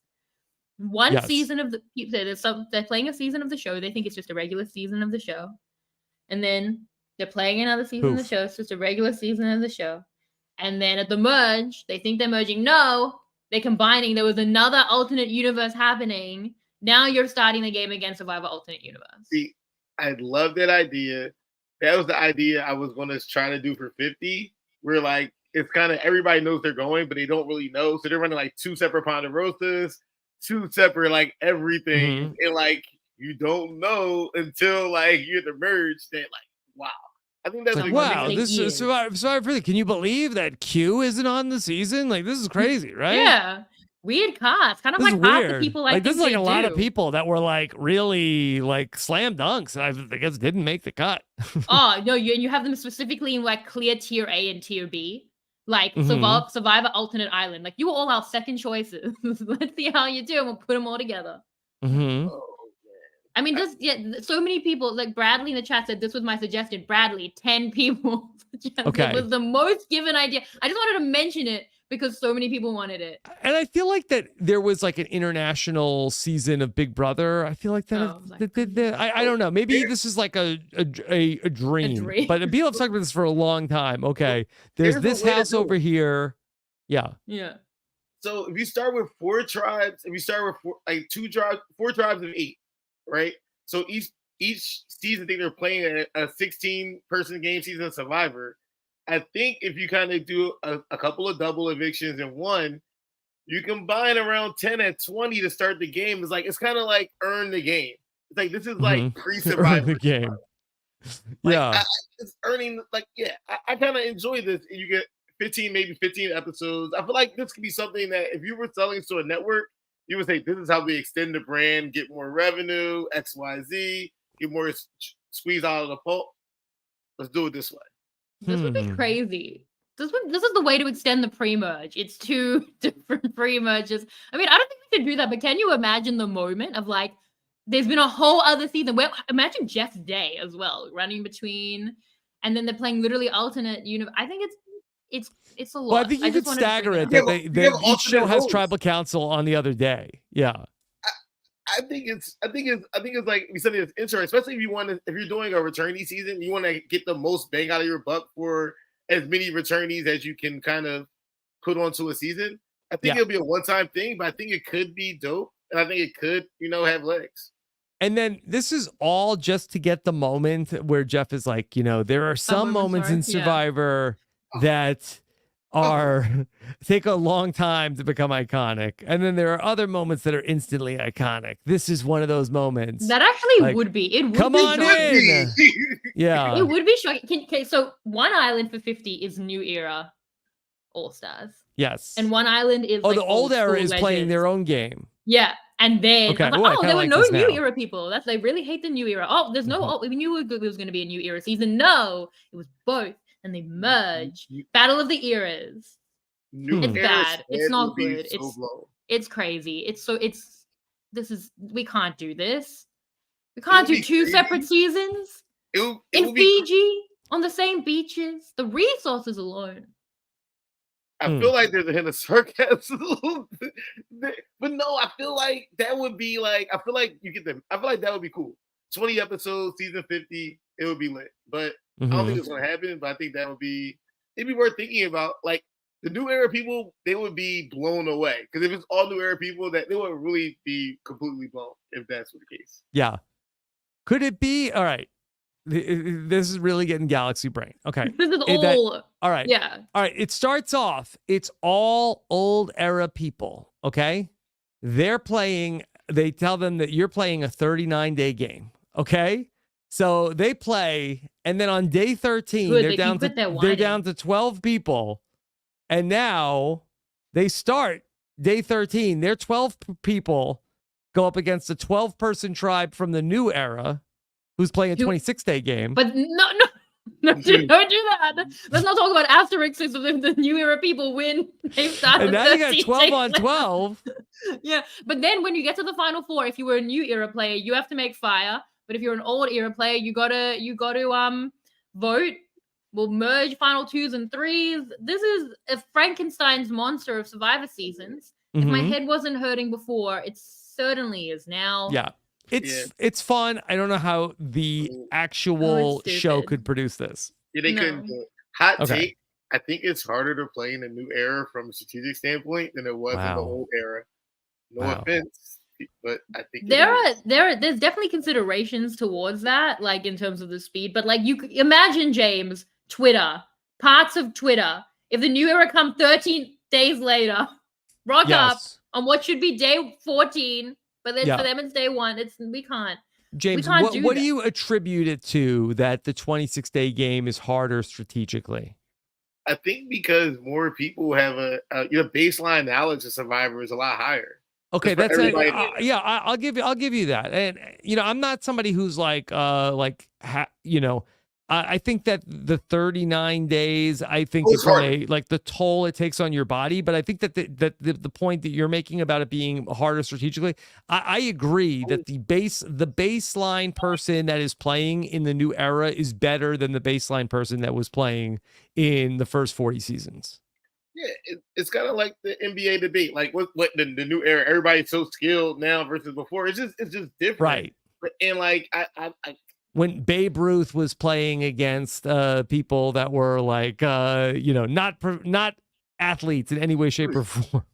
I mean, but it's still it's definitely harder. I feel like Mhm. I feel like it's too much dialogue. It's like, hey, everybody plays their season, is what it is. But I think it's just funny that like, oh, it's harder, it's not harder. It's like every season's different. Everything, I don't know. Mhm. That's how I feel like it. But Yeah, It's the also average extreme. person who comes onto Survivor in the new era has seen roughly 20 seasons of the show.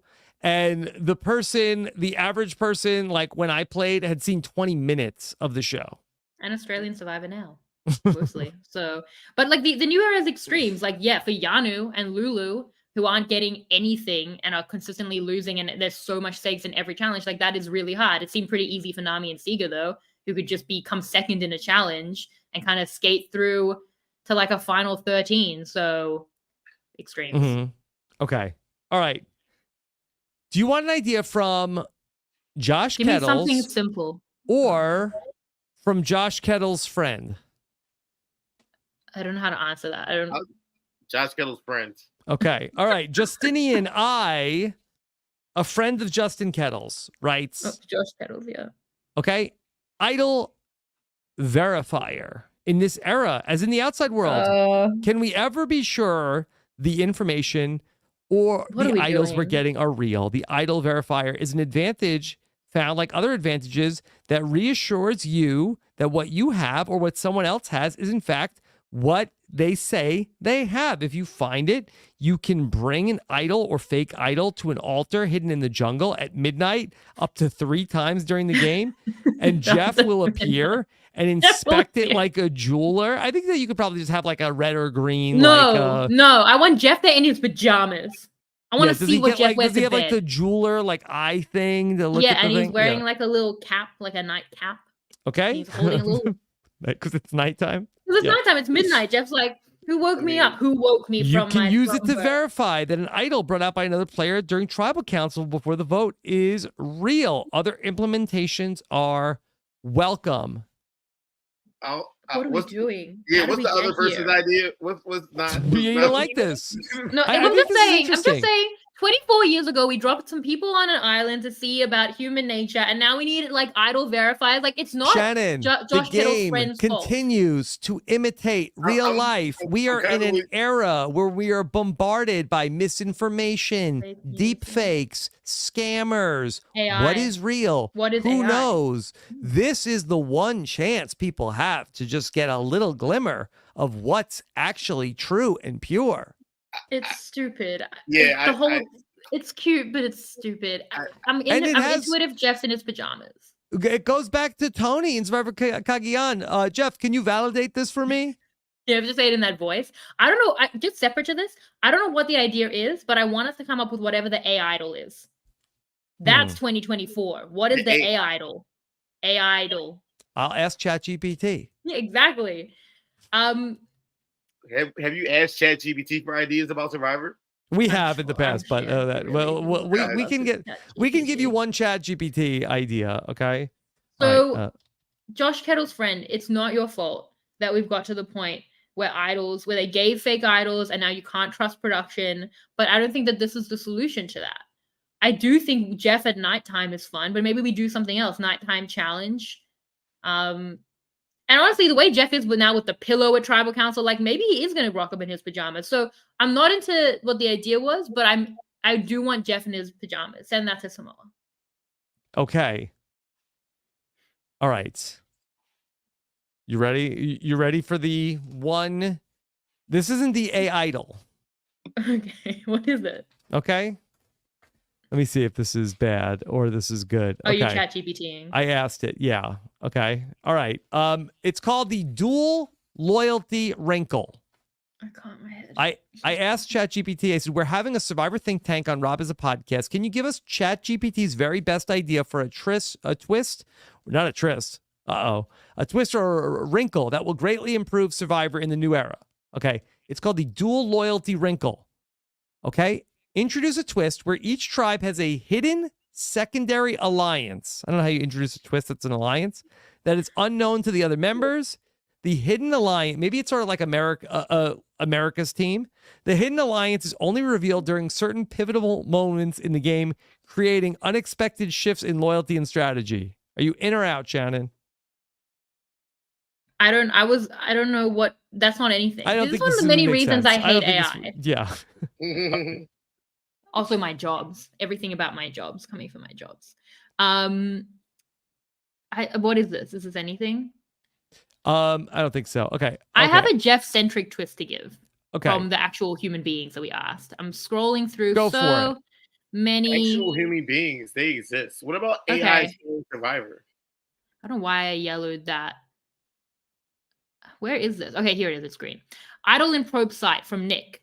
Same concept as an idol in plain sight, but make Jeff wear it as a necklace, something subtle like a shark tooth necklace or a few beads. Nothing so obvious that it'll be clocked too early. You have to get the idol off Jeff.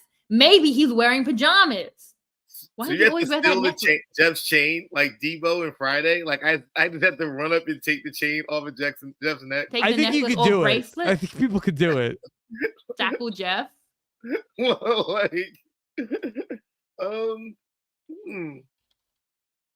I do like a plain sight idol though. I feel like that would be interesting. Yeah, that was another idea that Nick gave.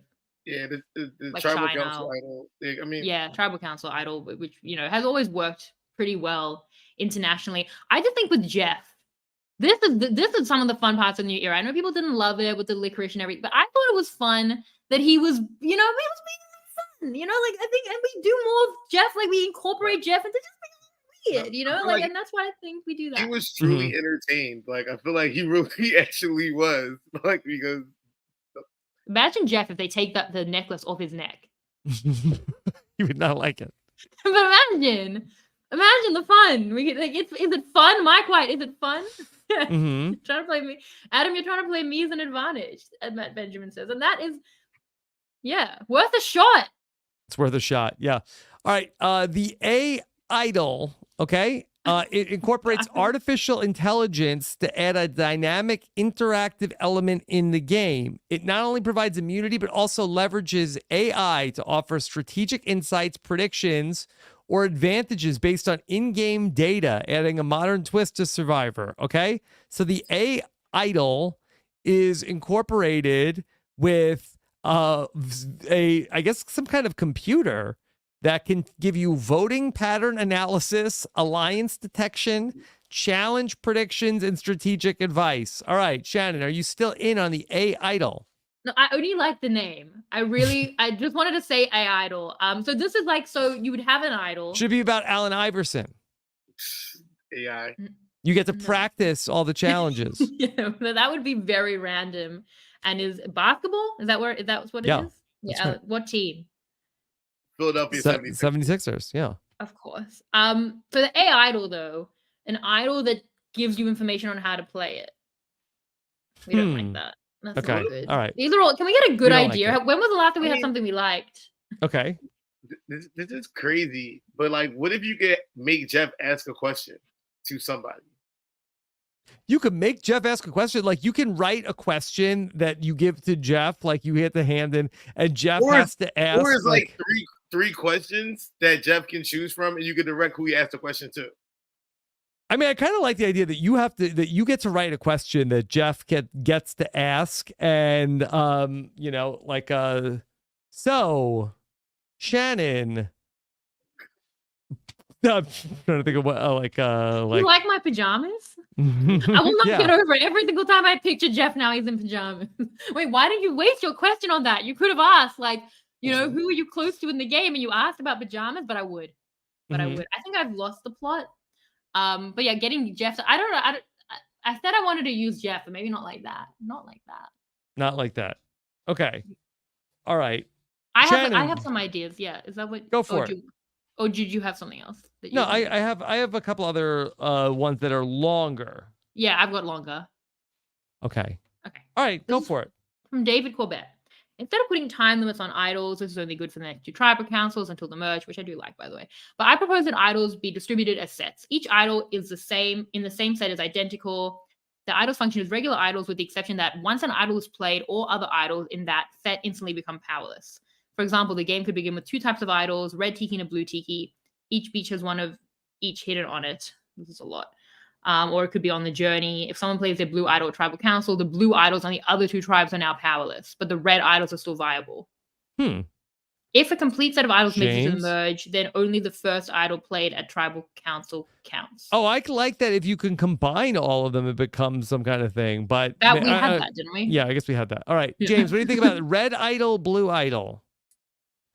Red idol. James is nonplussed. I think they were if it's 3 tribes, 3 idols, 3 colors. I don't mind it. I do not mind it because I think it does kind of just raise your. I'm going to throw an idol out there. I think it messes with the mechanics. If the majority just has 3 idols on one beach, then the minority is extra kind of screwed. But I don't mind it. I feel like anything that puts more stuff in where people are aware of it. That's the key. People are aware. It's not like a new thing. Like these are how the idols are working. Because that would be crazy if you don't know that's happening in the game and you're playing the game. Only the people with those idols kind of know. No. Yeah, you'd have to. Everything that I say, I want them to know because transparency is very important for me.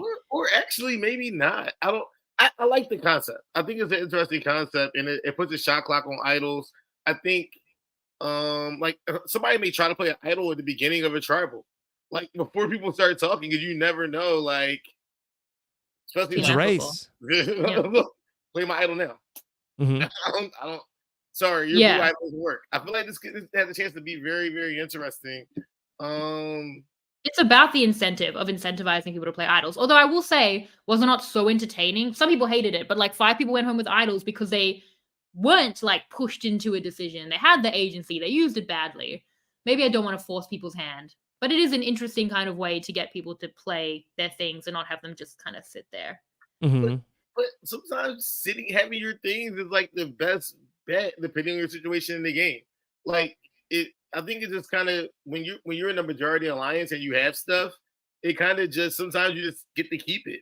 It's just kind of the bad thing about advantages if they go to the people in power. It's just the fun thing about this is the person who's like, I've got an idol, and then another person plays it, and then and if anybody has a blue idol, it's null and void after tonight. You're like, ah, stupid waste of junk.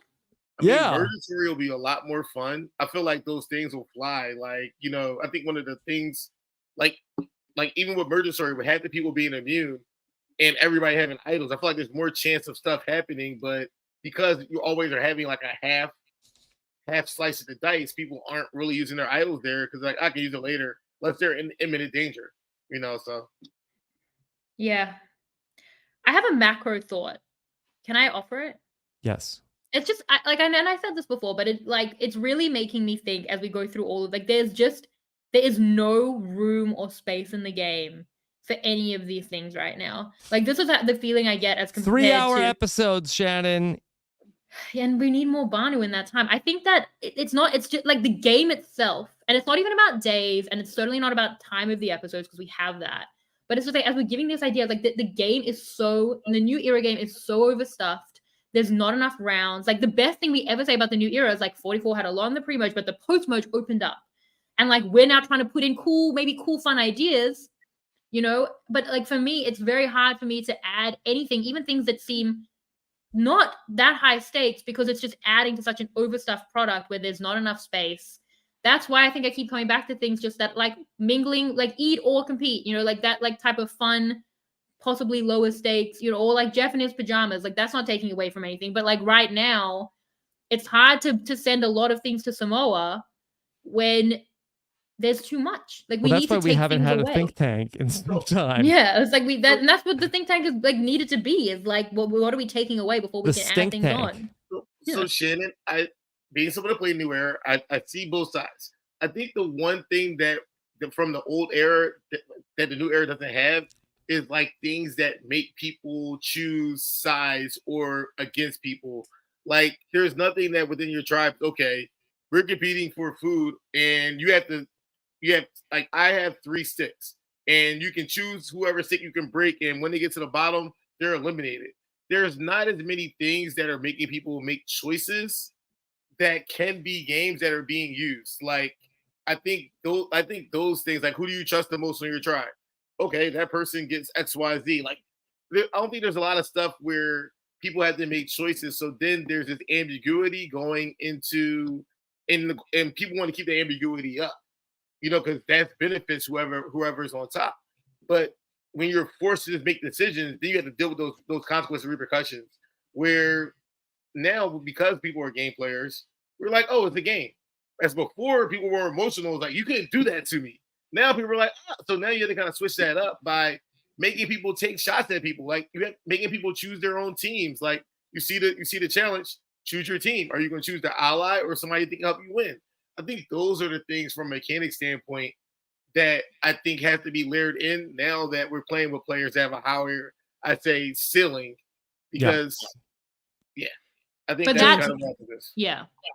The thing that I'm always interested in is like we have the experience of watching it as viewers and seeing it as a television product, but you have the advantage of being out there and knowing it. Does it feel overstuffed when you are playing Survivor in the new era? Not for me. I feel like you probably watch so much Survivor now. Like even before, I think streaming. Like I think streaming is a big like if you want to watch Survivor season back in the day, you had to buy a box set, or wait for it. So like now you have added on demand every single season. But I don't think it's too much because it's the game. Like when you're playing it, there's stuff out there, right? But I don't think it's like overwhelming. To some people, maybe, but it's just kind of you deal with everything that's thrown out there.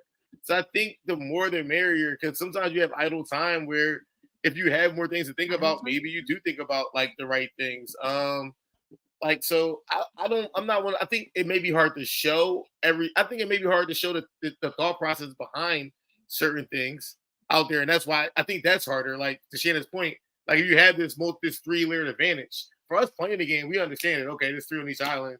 If someone plays it first, the mechanics are simple. But explaining that and then explaining everybody's thought process around that, is probably the harder part to do because a lot of it's trying to really translate what we're thinking in our actions to the public, which is a hard thing to do in the game of Survivor. I mean, for us, so I don't think it's hard for us as players. I think it would be hard from a storytelling standpoint. To be fair, 43 was less overstuffed than like all the seasons around it. So in terms of that space, there was a little bit more in your season. But that was because like you had people like that were like that was because all the idols literally were in like a small pocket of people, literally Jesse's pocket. But then when you had the split tribals, like everybody that had idols were immune. So it's like there was like, well, except for Cody, but like Cody was like it was just kind of very, very controlled gameplay and calculated gameplay in 43. And I think that's probably an anomaly, but Jesse, I'm not gonna say anything about Jesse's Jesse's great, Carl is great. Like you had like but the mechanics, like, they were less, and there wasn't like do or die, and then there wasn't like everything that 44 had in the pre-merge. But I think that like another point that you made was that another thing that's difficult is that they've gotten rid of so many good ideas. Like as you're saying, like a lot of that stuff that was like not really broken, but they thought it was, and then try to get rid of it even like rather than fixing it. Like, as we're saying, with something like touchy subjects, where you have to show your hand or like the chop challenge, and like that's been gone since 29 because Jeff was like, this is done, but it wasn't really. Like you could definitely either work it or just put it back. And I think with different casts, it would definitely work, and it does. And it did for so long. So that's another hard part is like there are good ideas for the future, but then there was also so much good stuff that we could just put back. So yeah.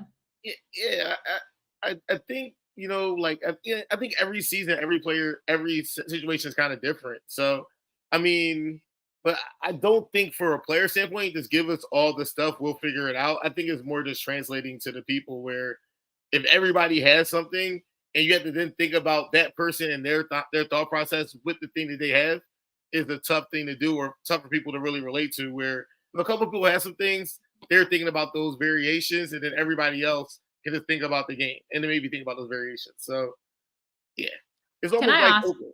Yeah, sorry. No, you go because it's separate. No, what were you gonna ask? Oh, I just on that and like how people will act because we got so many suggestions around shot in the dark. How to change and improve shot in the dark. Suggestions around like changing the order of operations so that like an idol can't be played to counter it, or that it can't be played. You know, like we haven't even seen it. I'd love to see it, like a shot in the dark played. See if it hits. If it doesn't, you play your idol. You know, things that have always been suggested about the shot in the dark, like reducing the odds from 6 as we go. Like so many things about the shot in the dark. I just want like roll your an general actual dice. Roll, people did, and I agree on that. But like, what is your temperament, both of you, on the shot in the dark, and if it needs to be changed, or should we get rid of it? Thoughts?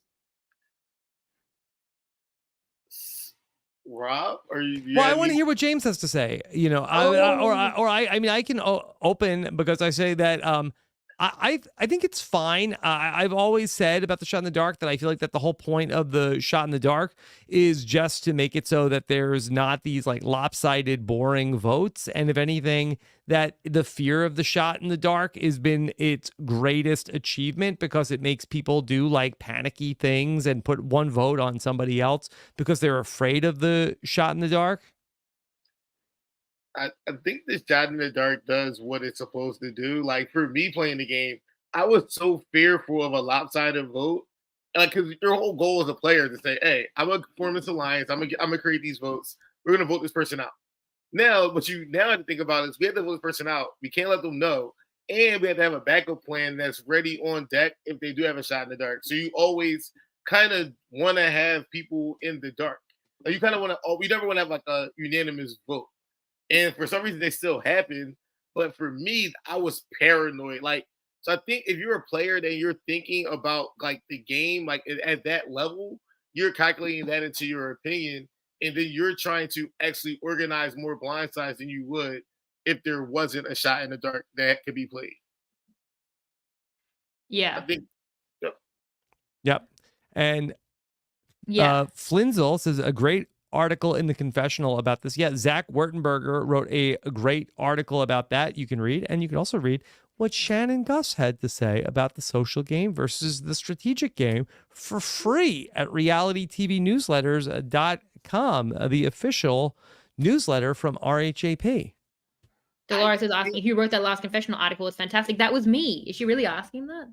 Thank you.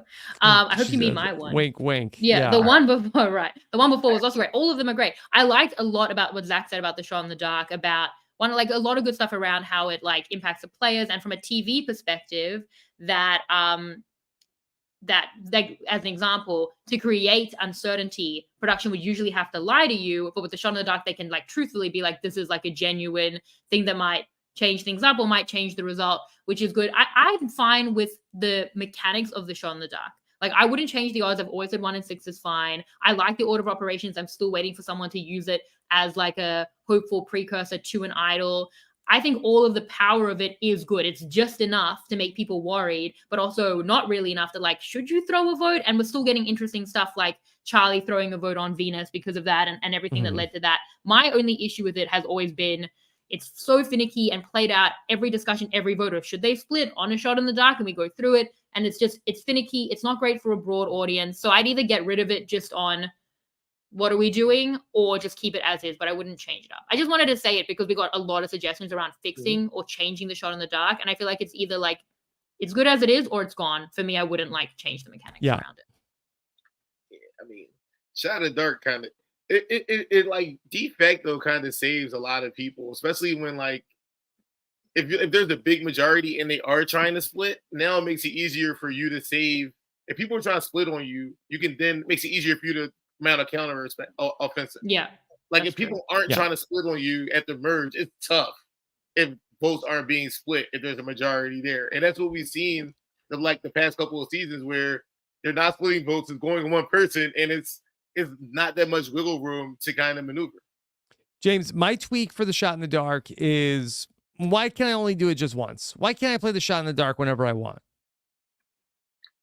Why can't I do it any tribal council I want? You lose your next vote if it's successful. I feel like there has to be some type of tool So some type of price. Well, I don't get to vote. That's the toll. No, not if you use your first one. Your first one's a freebie. The second one, you have to do something for it. What that something is, I don't. Yeah. At the very least, if I'm Caleb and I hit the shot in the dark, shouldn't it be like a challenge in the NFL where if you get the challenge successfully, you get your challenge back? I think there may. I don't know what power you would need. Keep rolling. Maybe can you play it again and possibly get an advantage, like an extra vote or something for the next tribal? Because you're going to need some type of help. So maybe if you get your shot in the dark, you hit it. Maybe you get. I just like, what are we getting out of it that that it's like punitive of like, oh, I don't want to, like, what if I need my shot in the dark next time? I don't want to play it. Like, who cares? It makes it more interesting that I'm not voting. I'm playing my shot in the dark. No, I think there is something interesting because if you give up your shot in the dark, then you're always going to be a vulnerable target. So that's the choice that you make where, okay, you've needed it now. Now I'm against an ally and that ally has a shot in the dark. I don't. Now they're going for me because they don't have to worry about splits.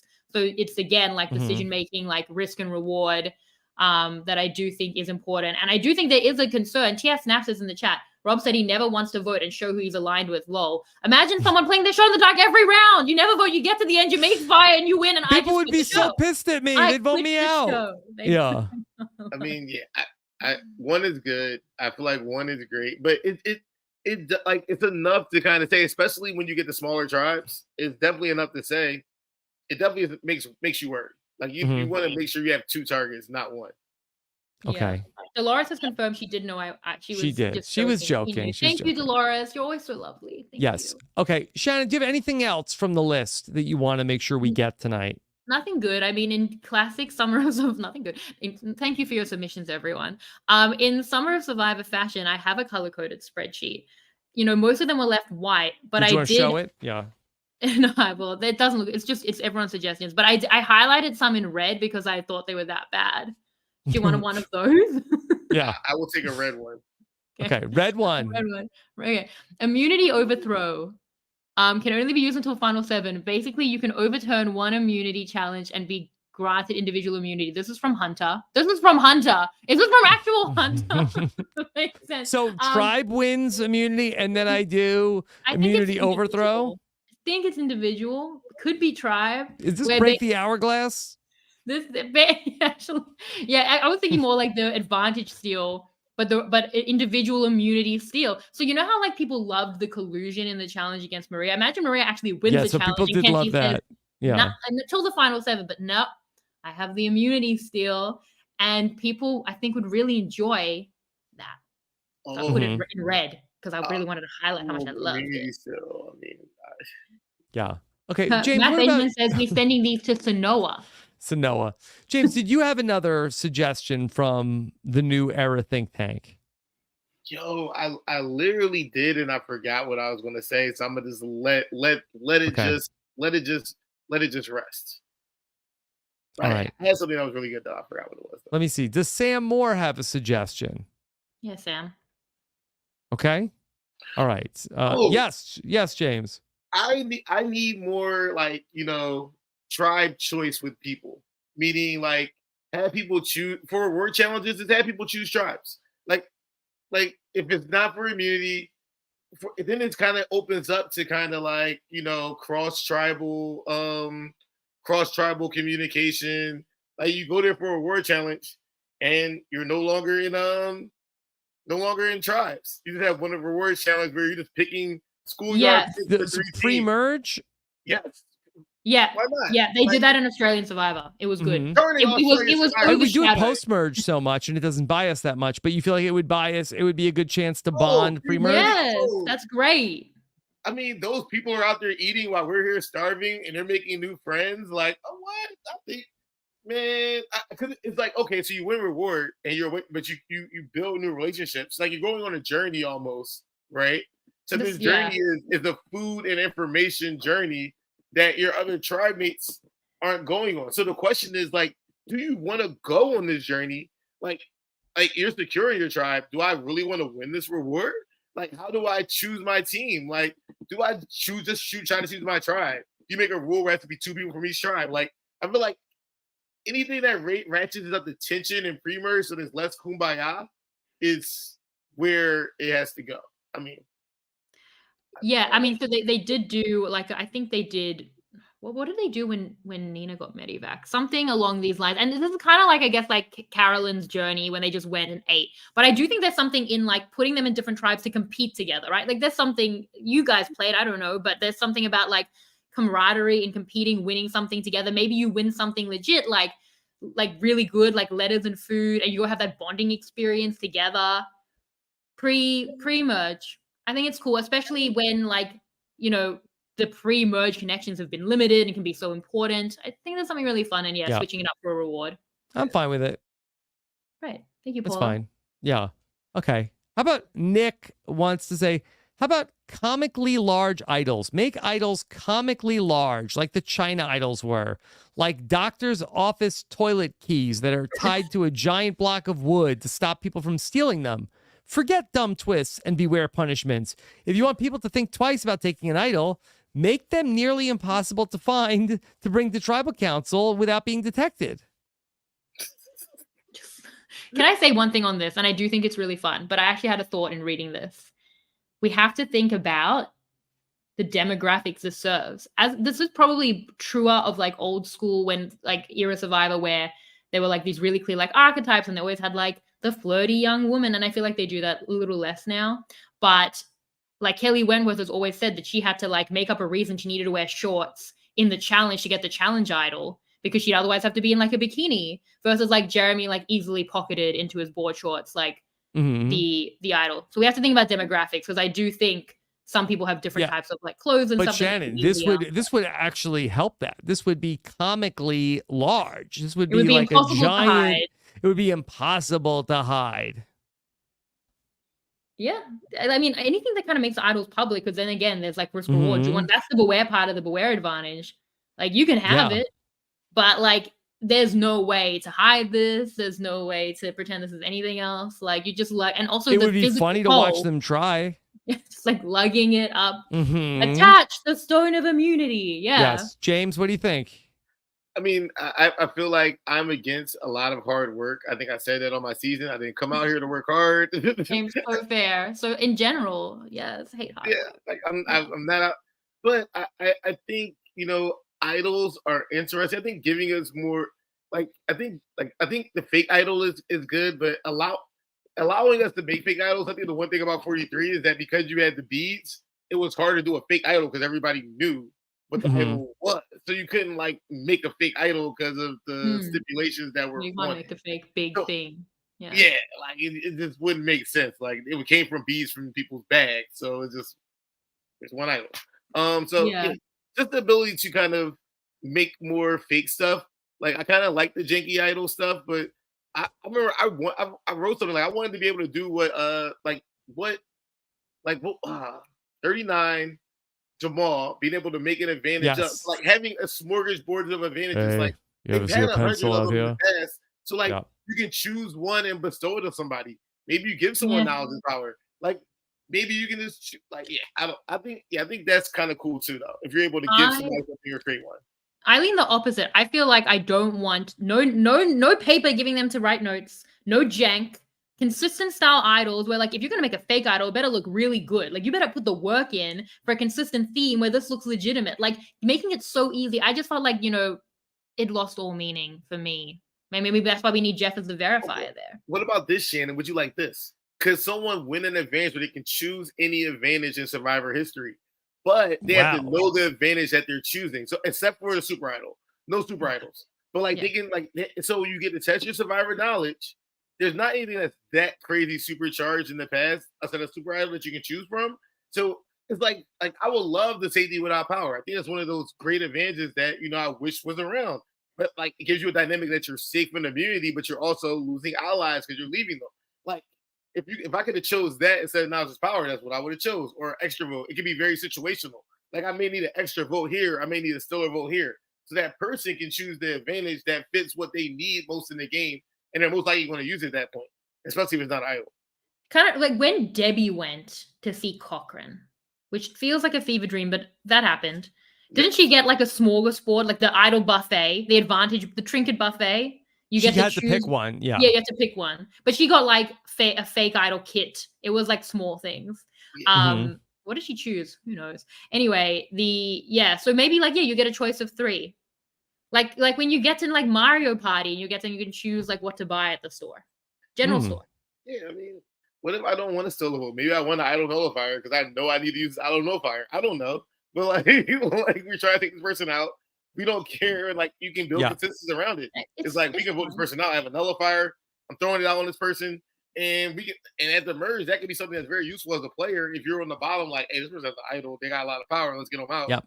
And Ron Clark had the advantage menu. That's from the House of Spoken. Exactly. So can it summon Jeff? I want Jeff to come at any time of the day. In pajamas to be able to be like, and maybe we get Rick Devens there because he can be the person like with the washer dryer and the Price is Right to be like, you can have this idol nullifier, or you can trade it all for what's in this box.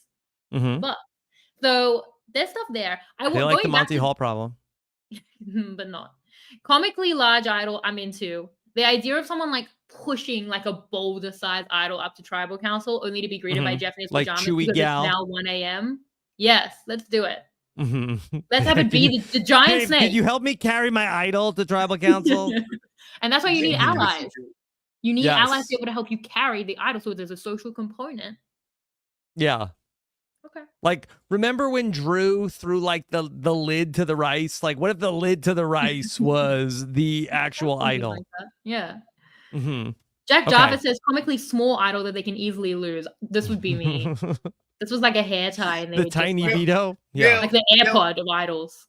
That would be funny because stuff gets lost on the island all the time. So like a super small idol would be hilarious, like a penny or something. Yeah, that Jeff idol really would need like the jeweler thing to examine. Like, oh, this is the real idol.